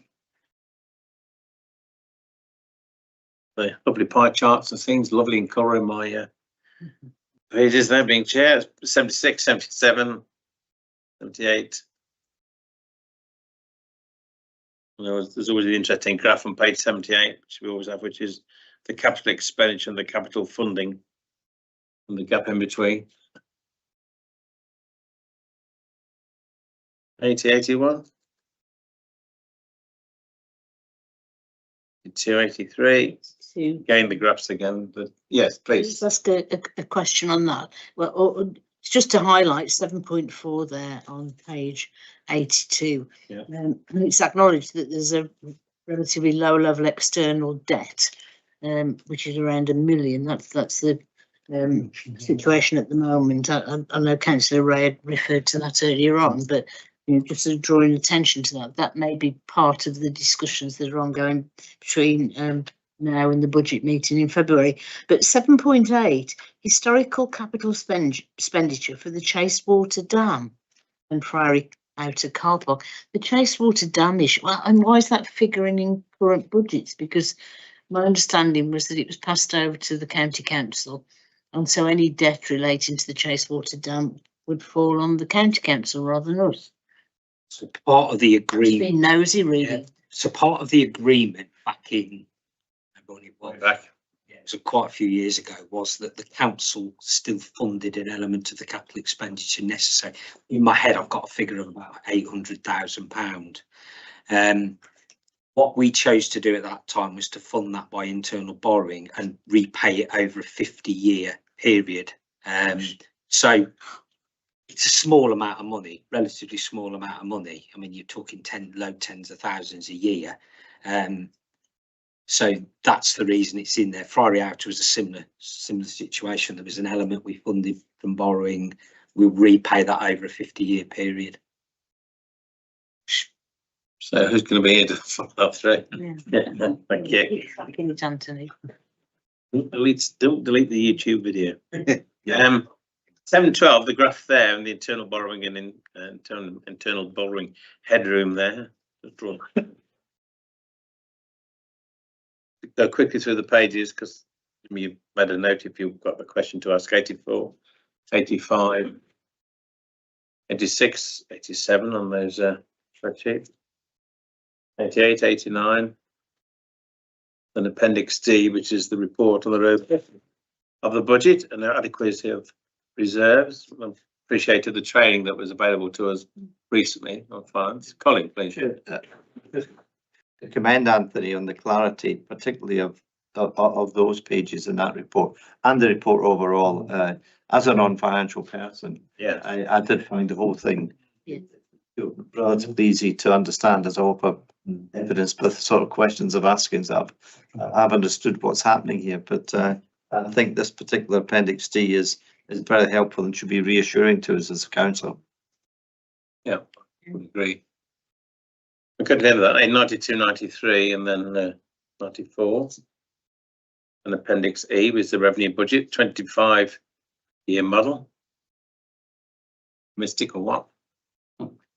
And the corporate, I'm going to another page on that, but then the corporate fees and charges policy. Oh, that's probably where I read it about, yeah, talking to neighbours and things. The key issue for, yeah, however, the key issue for this is 6.6, by the way. The key issue for the council in financial terms is to ensure that managers do not inadvertently provide a subsidised service where there is no explicit policy objective to do so. This could take place for several reasons, and there's some ideas that was interesting. And then on 6.11, which is about therefore a need to compare charges both with other authorities and with private sector providers where there's an external market. Understand the reasons for differences. So this is funny. Asking yourself, well, if ours are high, I presume, or why they're low. I don't know how you deal with that, but that's in your paper here. So Leisure's a good example of where that happened. We compare with neighbouring local authority leisure centres and private ones, and I suppose where there's an opportunity to recoup revenue, we'll do that. But there's been examples where we've reduced the prices to try and increase usage and achieve, because there's a clear link here between achieving corporate objectives. So there might be why you reduce prices to achieve a corporate objective. Okay, well, page 100, 101, then 102, the end of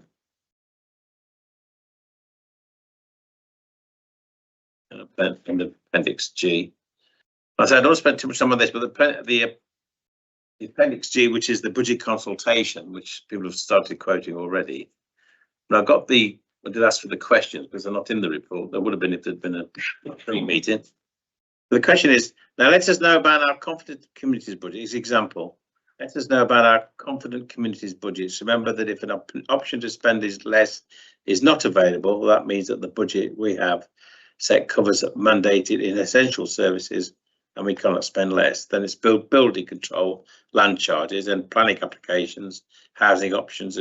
And the questions are, do you want to spend less, the same or more? I mean, I don't understand that as a question. I mean, if somebody says, well, spend less, the next question is, well, why? Or more, why? I'm not sure the worth of those sort of questions. You get nice graphs here, but to me, they're pretty well almost meaningless. What is useful is what is interesting, I think, is the text. But those, I just, I don't get it. Am I the only one? No, you're not the only one. I've found this part of the, it was entertaining, but I found the graphs and the bar charts and so on really quite confusing, and to go down and look at the detailed figures.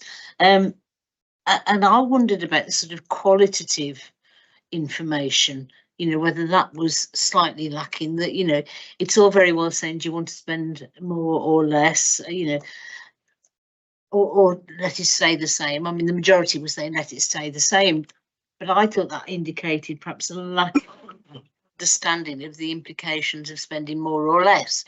I think in the past there've been some clear indications about we wanted to spend more on, environmental issues like street cleaning and so on, but we wanted to spend less on the Garrick, as an example.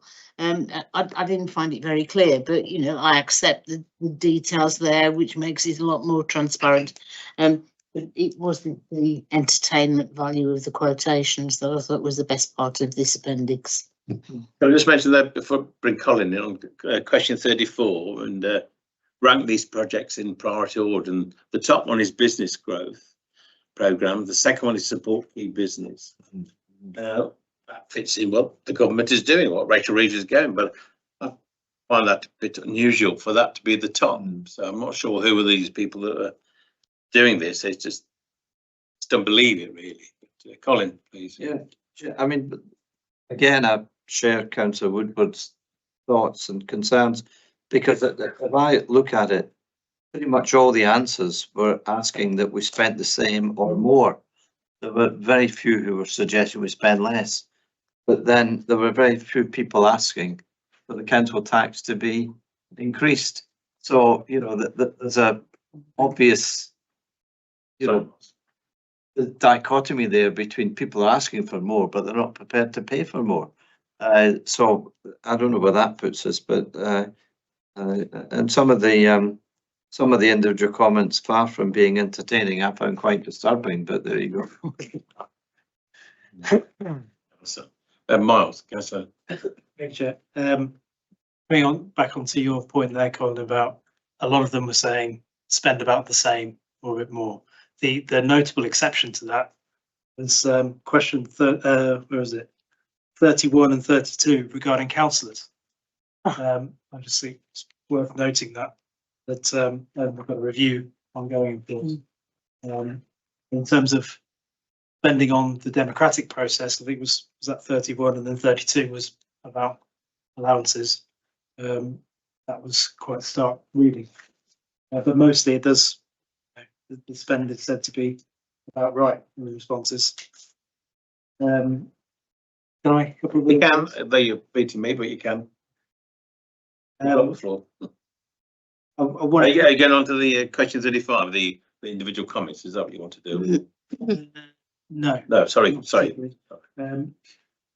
the beginning, we're told there was 67%. Well, if we're told, or I worked it out, 67% of respondents were over 55. Yes. Yeah. I just wondered if you had any observation on that, whether that tallies with previous years, or you know, it's quite stark how low the response rate is from younger people in the district, and that's even though, you know, make all the efforts we do about reaching out on social media and using more modern formats, the uptake from younger people is still really low, isn't it? Yes, and it's been a consistent challenge every time we've gone out to consult. It's quite clear that demographic is one that we are struggling to unlock. I would hope that with the new communications team that's come in, it may be something we can work on in the next one. But respondents to council budget consultations do appear to be self-selecting very strongly from the 65 and above category. It's every single consultation that we've done on this topic. We will keep trying. Bring in Councillor Evans, Councillor Ray, Councillor Ball. I don't want to think. What I did find confusing, and it may well be me, is the fact that there are green for the same on some of them, and then on the next question it's another colour, and I can't. You've got blue for more on question 7, and then you've got yellow for whatever colour you're calling it on question 8, and that was confusing, and I kept having to refer back to that because perhaps me, but I was just muddled a bit. The reason for it, do we know? I think it's a product of the charting software where response number 1 is coloured green and response number 2 is coloured blue, and response number 3, if there is one, because some things that we can't spend less on, because otherwise they'll stop working, is coloured yellow. Oh, this is the way AI could have helped, I'm sure. Possibly. Yeah, thank you. Councillor Ray, then Councillor Ball. Yeah, I was just going to sort of pick up on your point. The fact that the couple of items at the top of the chart on page 137 are business related. Yeah. But there's something there, I guess, that's come out of the data, and I suppose it just reinforces the importance of what we do as a council in encouraging tourism, street trading. You know, some things we don't have much influence over, like business rates and rent and things like that. But where we do have some levers, this seems to be saying the council being proactive in supporting businesses is something that is coming out of the data. Absolutely, it's relational, and a healthy business means council because of the amount of business rates that are raised locally that we can retain. In fact, business taxation in this district is perhaps more important to us as an income than council taxation. just by virtue of the fact that we can retain so much more of it Mm. at the moment. Yeah. I mean, That's with that caveat. I'm sorry, Anthony. I'm so going to ask you a question if you don't like the answers. David Blunkett found that many years ago as leader of Sheffield City Council, but he accepted the results. But these are the results. It's just a surprising result. It's not. I don't think we've had that sort of graph before. But there's something there, isn't there? I Yeah. think it's just the council needs to continue on that direction and doing what it can to help with our city centre. Basically, we'd like to get the bottom of it being full. Councillor Ball. Yeah, well, I mean, it's a similar point, and I agree that those are good key priorities to be focusing on, and maybe we need to be looking within the budget about what we can do to increase focus on those. But then when you look down at the bottom, some things there which are in our 2020 vision as key important issues, and some things in the middle that are also there. And I would hope, although we need to listen to residents, that we're listening to 1,000 residents out of a population of over 103,000 or something. So it's a very small percentage. But I hope this, we should, this is awkward, isn't it? Because we take the good news but ignore the bad news. But it seems to me that we do need to be focusing on business and business growth, but we equally do need to be increasing our recycling, designating and launching new wildlife areas, etc.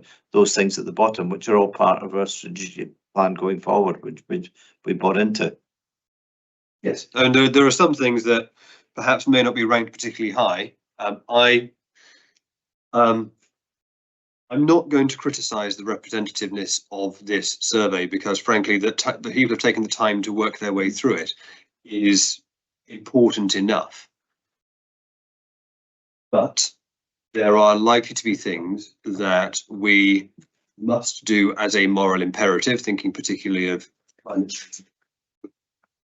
And there are things that a lot of people said that we should be spending more on street scene and grounds maintenance, and yet that ecology area is ranked very low within the priorities in the area that you're speaking to. And so there's a slight internal inconsistency in the way that those survey responses have come through. And it's something for we as a body of councillors to map our way through. And I'm not going to pretend that I have all the answers to that. I think that's something that we're going to have to work together on. But there's definitely some areas for us to discuss what we can do in terms of building healthy businesses in the district. And it sounds like, Colin, you and I will look forward to those discussions. Thank you. Okay. I mean, it's interesting with the text there, the responses. Bollards came up quite a few in the virtual cities, which is completely blocked off now, that red, I see. So for those, and then potholes, of course, and so on. I mean, there's a table somewhere where the postcodes are on, so that, it might be just people from Burntwood saying we need more investment in Burntwood, but might be other more kindly people outside of, or people feeling guilty in Lichfield City saying we need more expenditure in Burntwood. So is there a postcode thing that I would imagine useful if it is? I mean, not for individual, but for. I would imagine so. Whether there are ways of getting that in a publicly accessible way, I don't know. Well, I'll pursue that. I thought that'd be useful to know with these areas, and this is coming up regularly. Maybe there's an issue there that we should really be looking at. I don't, it may not be difficult. May be difficult because it's a text here that this is just waiting for AI. I think this sort of thing really. But yeah, I did find it interesting. I'm a bit annoyed that I didn't know about this clothing allowance that all councillors got on 58, and. I'm amazed that I've never heard of that either, other than the cares allowance. And 92 was abolish all budgets, targets. Yeah, it goes on there. 150. Just mentioned there's one more I've got, which is 153, which is also a shock to me that we actually, and Anthony's never drawn this to my attention, reduce the amount of support for aliens. I mean, when did they land? Where are they from? And how much are we spending on them? You're not going to answer. Councillor Strachan, do you want to help? I have no idea where they've landed, but I suspect I could identify them if they came here. While we're dealing with that, Chair, I rather enjoyed respondent 184 who thinks we have the power to get rid of the Police and Crime Commissioner. And I see that I'm going to have to let them know. Yeah. And I'm delighted to see with the rest of that response that everybody is currently awake. Yes, I'll just say John Smith is apologising for the typo in that response he put in. Okay, we could spend a lot of time with them. I'm tempted to close. Okay. Oh, sorry. Oh, can I just explain? I've got one good ear, but it does not tell me where the sound is coming from. Sorry about that. You know. No problem. I've been struggling to find the number, and I've not found it. But there was one in there that said they found the survey quite simplistic, and they would have liked the opportunity to comment in more detail. And it wasn't way out. It's quite a succinct, concise thing. Saying I would just like more. Going back to your point, Councillor Strachan, about attempting different styles and approaches to this. There may be in previous years that it was more detailed, and this has been an attempt to increase uptake. But it certainly has, Miles. The last two budget consultations were quite detailed and quite in depth, with sliding scales for how much one might wish to commit to specific things, along with indications about any potential implications that there may be of either increasing funding or reducing funding in certain sectors. It's almost a case of damned if you do and damned if you don't, but we will keep trying. It's a difficult balance, isn't it? You make it more complicated, you put off a lot of people from applying. I think how meaningful is it when it's really simple? And it is simply, I'd like to spend more, I'd like to spend less, because it becomes a bit less meaningful.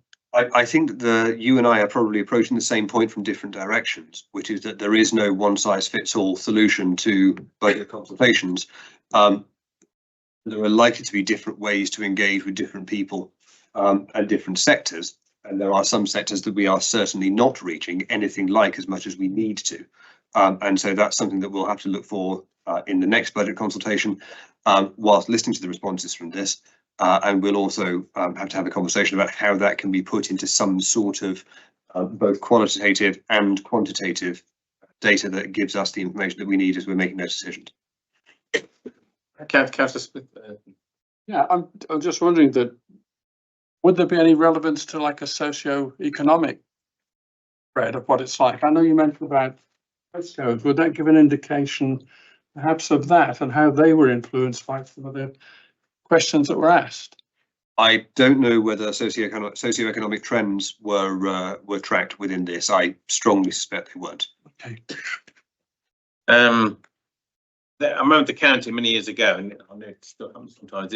If you have people in all day, give them a cup of tea and a bit of lunch, and you go through all the budget that way with them, that is interesting. Although they tend to come up with the same view of the councillors at the end of the day, which is we keep it at that and so on. With every time as we do the slides show there slide effect. Once if you take money off there, you've got to find some money for there and vice versa. But we try different.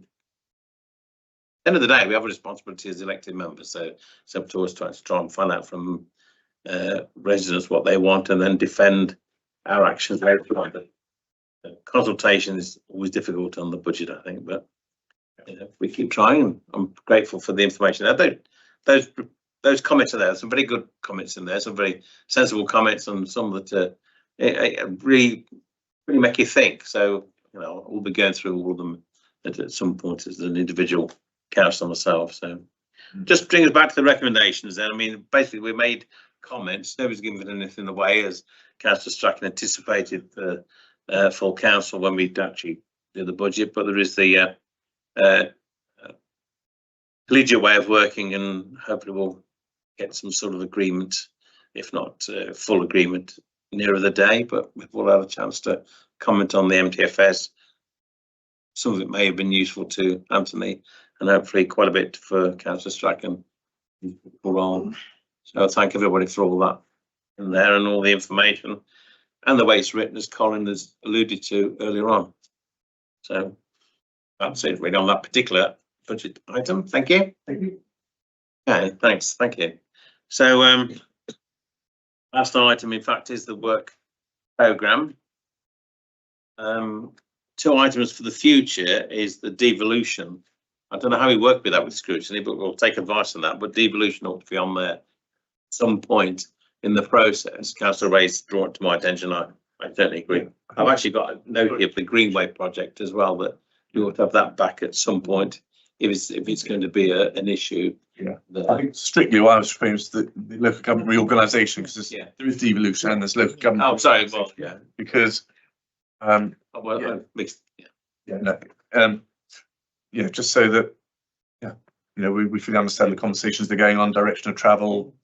Because I don't know if there's anything, because Sue and I were just talking about. I know there's a time in the autumn by which just interested to know what the timings are.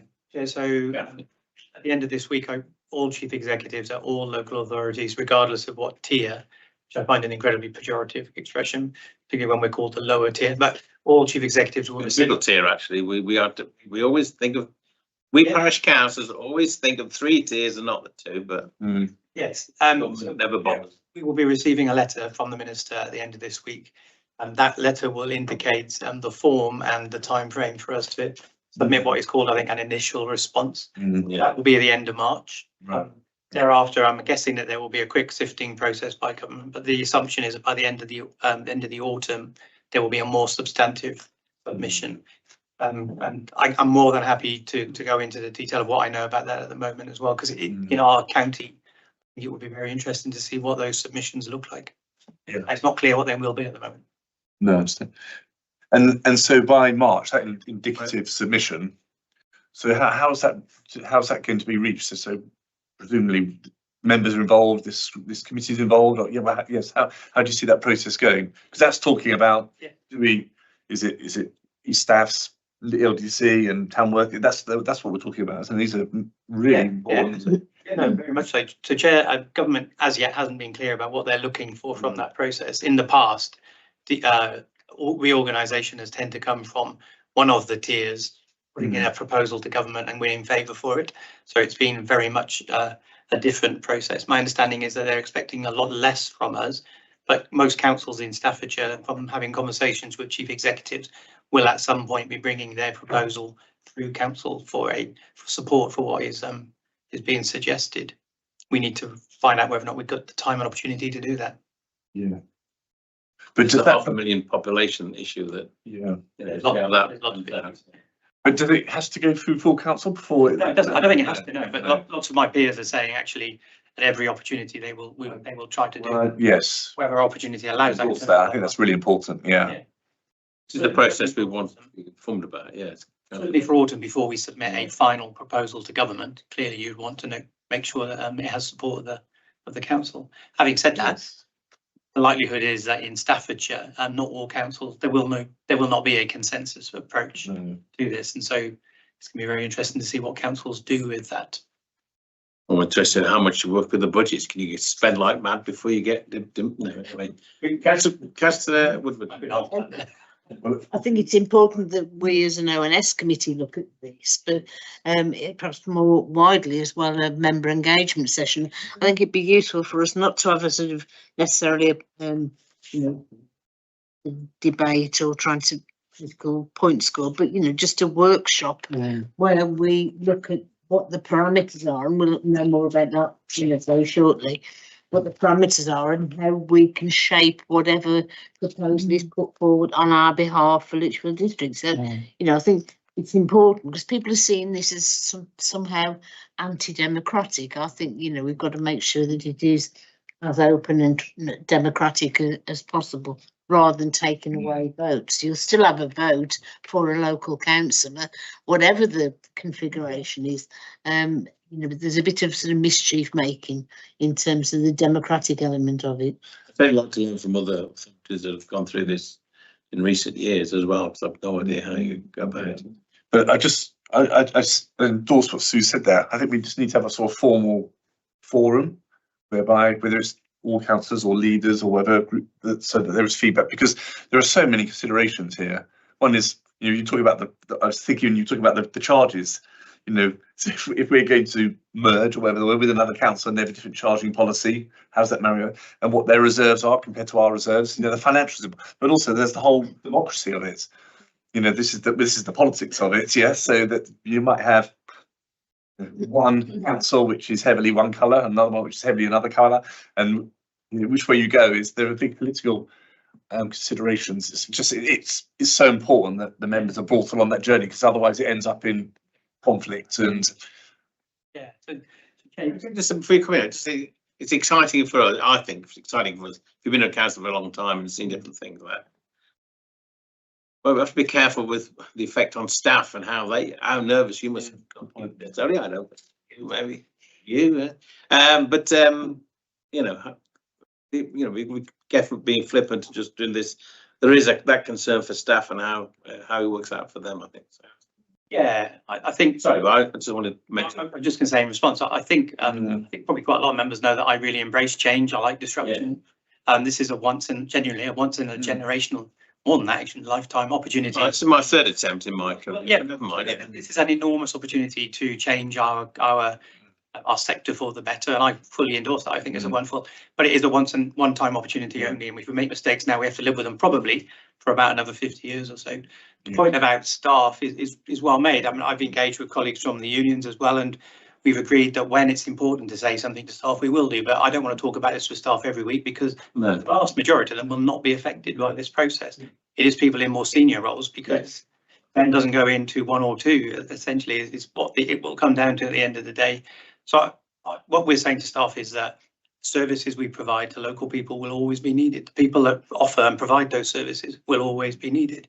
I firmly believe that, and I've looked into this a lot. I used to live in North Yorkshire, and then North Yorkshire went through a series of unitarisation debates and things, and I've got a lot of friends who've gone through that process as well. So we're already starting to do some of that learning and listen to their experiences as well. What I would say though is government is determining some elements, so the size of the population that they'd like to see and things like that. But below that, my understanding is that this is a real opportunity to do something. So, I mean, Sue and I have talked about community power, which I know the leader is very passionate about. So I don't think we necessarily want to be overly prescriptive and say, well, the last 3 reorganisations have looked like this, when there's something we could do that is better for our residents. And I really look forward to the opportunity to talk to you all about that. I mean, I'm really confident in retaining your district council. Anyway, indelible. Can I just say that senior officers, and that's what I was thinking of, because that's that's right. They're also, for me, they're also people, and that's why I'm concerned. Okay. Yeah, I think the chief executive makes some very important points, and particularly the point about what we need is a structure that serves best the local communities that we are aiming to serve. And this should be about the best design. We knew the government was coming in with a commitment to devolve power and control more to localities. This is a great thing, and it's a great opportunity for us to shape a future structure that will serve the local communities. What would be wrong is having too big a structure that's too far removed from local communities, and Councillor Strachan's already referred to that in his earlier remarks. I completely agree with that, and that's, I think, what we'll be looking at. Not about personal survival or personal self-interest, about what is best for the communities, and I think the chief executive speaks very well on that. Yeah, and also, you know, speak for myself that there is a direction of travel here. There's no point if you disagreed with this policy. There's no point. There's no point in this council thrashing it out. If you want to thrash it out, that's a discussion for elsewhere. But here, I think it's about what works. You know, as you say, Colin, what works for residents, and what the makeup of the future council authority is going to look like. We've only been here since 1974, of course. So, I thought can work well. I'm on the work programme. Not can I go to the work? I'm on the work programme. So just go through for the next meeting in April. Health matters, notes from task groups. There may well be some then. Active Lichfield, to look at the work of Active Lichfield and operations within the district. Is that not? Yeah. Okay. Yes, it is. I understand this is an agenda item that Councillor Young has requested. Just as a note of clarity, it's down as Councillor Richard Cox. I believe it's Andy Smith's portfolio. Yeah, what about that? Thank you. Thank you. Next item is sorry. I'm sorry I sound a bit like a broken record on this. I feel I've raised this most times. I understand fully why the empty home strategy has been pushed into the next year, and that's perfectly fine. But under this meeting tonight, we were supposed to be looking at the homelessness and rough sleeper strategy, and we're not. And I mentioned this at our previous meetings. And the one before. And the one before that. And it's important we get it right, but it's important we get it in place as well. And we need to review it before it's in place.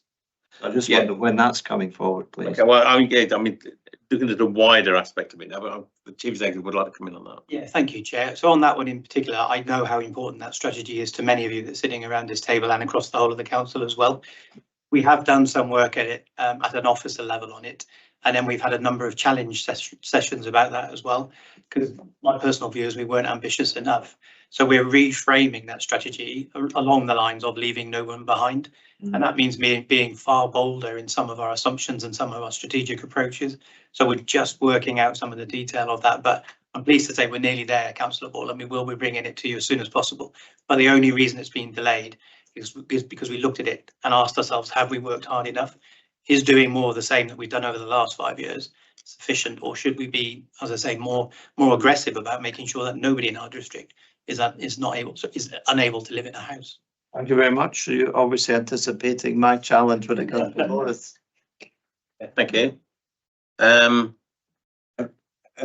Steve, just getting back to what we were talking about, but local government reform. So this will appear on the work programme for every meeting, I guess.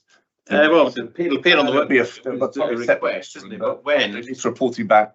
I don't know when we'll take advice on when to look at it. When there'll be something to report on. Next week. No. It's going to be moving so fast. I think there at least needs to be a We form. want it on here, but we don't know when really. Yeah, so Chair, Kerry and I have already started to pull together a briefing in terms of what is the English devolution bill about? What is it saying, both in terms of devolution and LGR?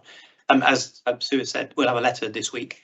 So what I'll do next is add in what does that letter. I might even do a separate briefing that says, what do we know so far? What have we heard this week? What does that letter contain, and what is it asking us to do by what time frame? Yeah. And then, when possible, we bring it to a forum where we can all have a conversation about it. If that would be okay. Yeah. We can go on the work programme without the date as yet, but that briefing would be when you can do that briefing. That'd be helpful to all members clearly. Yeah. Thank you. It is on the agenda of the review of the overview and scrutiny function of the council labs. Whether that's needed, we can have a light touch on that one. Take advice on that. That is the end. Now 5 minutes into my prediction for the MTFS. So ahead ourselves, ahead of schedule, not schedule. That's American. So thank you everybody for and for Councillor Bullen, if he's still there, tend to be there. Yes, he's there. Yeah, well done. Thank you. Thank everybody for. Just one more. The government reform, because I guess there will be discussions being had, and some of those will be confidential between different chief executive of the council. But I guess there comes a time where we need to understand what some of the proposals on the table. And there's nothing against this council members if they didn't agree with that direction of travel, bringing forward an alternative proposal. Yeah, I guess again you'll be explaining exactly how the process works, but. Yeah, if something's being worked up and shaped, then obviously we need to be comfortable or an alternative structure put. What I would caution members is that Lichfield District Council cannot on its own dictate what LGR looks like for us, because there will have to be concessions.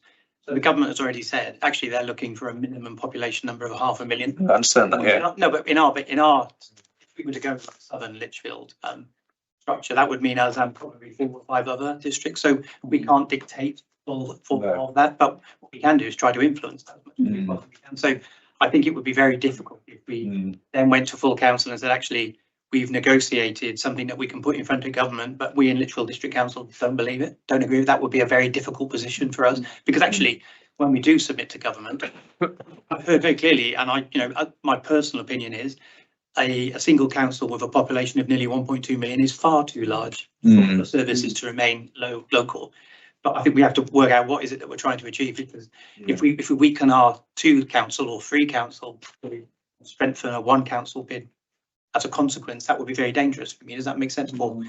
Yeah, I'm just, yeah, of course, it's going to be multi-council. Yeah. If I understand, Yes. getting me out, but is it Tamworth? Is it Cannock? Is it Staffs? You know, that's, and what the finances of this council are like, what the population looks like. So it's So we for balance. Right, so yeah. Good point. Aren't we getting into the debate which we've already said? Yeah, I realise that there's no panic. It's only 8:10, and I didn't want to stop Councillor Ray there. Yeah. So I'm sure he's had. He took long enough. He'll drop himself in it, but he hasn't done it yet. So yeah, so it's going to be complicated. It's going to be a bit broad as well. And it'll be interesting. See if we can bring the public along with us, whatever we decide at the end of the day, then justify 10 years from now what decisions we made. So that is. Yep. It's all right. So that is the end of the meeting. So anybody still watching, and those who aren't, thank you very much. Thank you, everybody. Thanks all.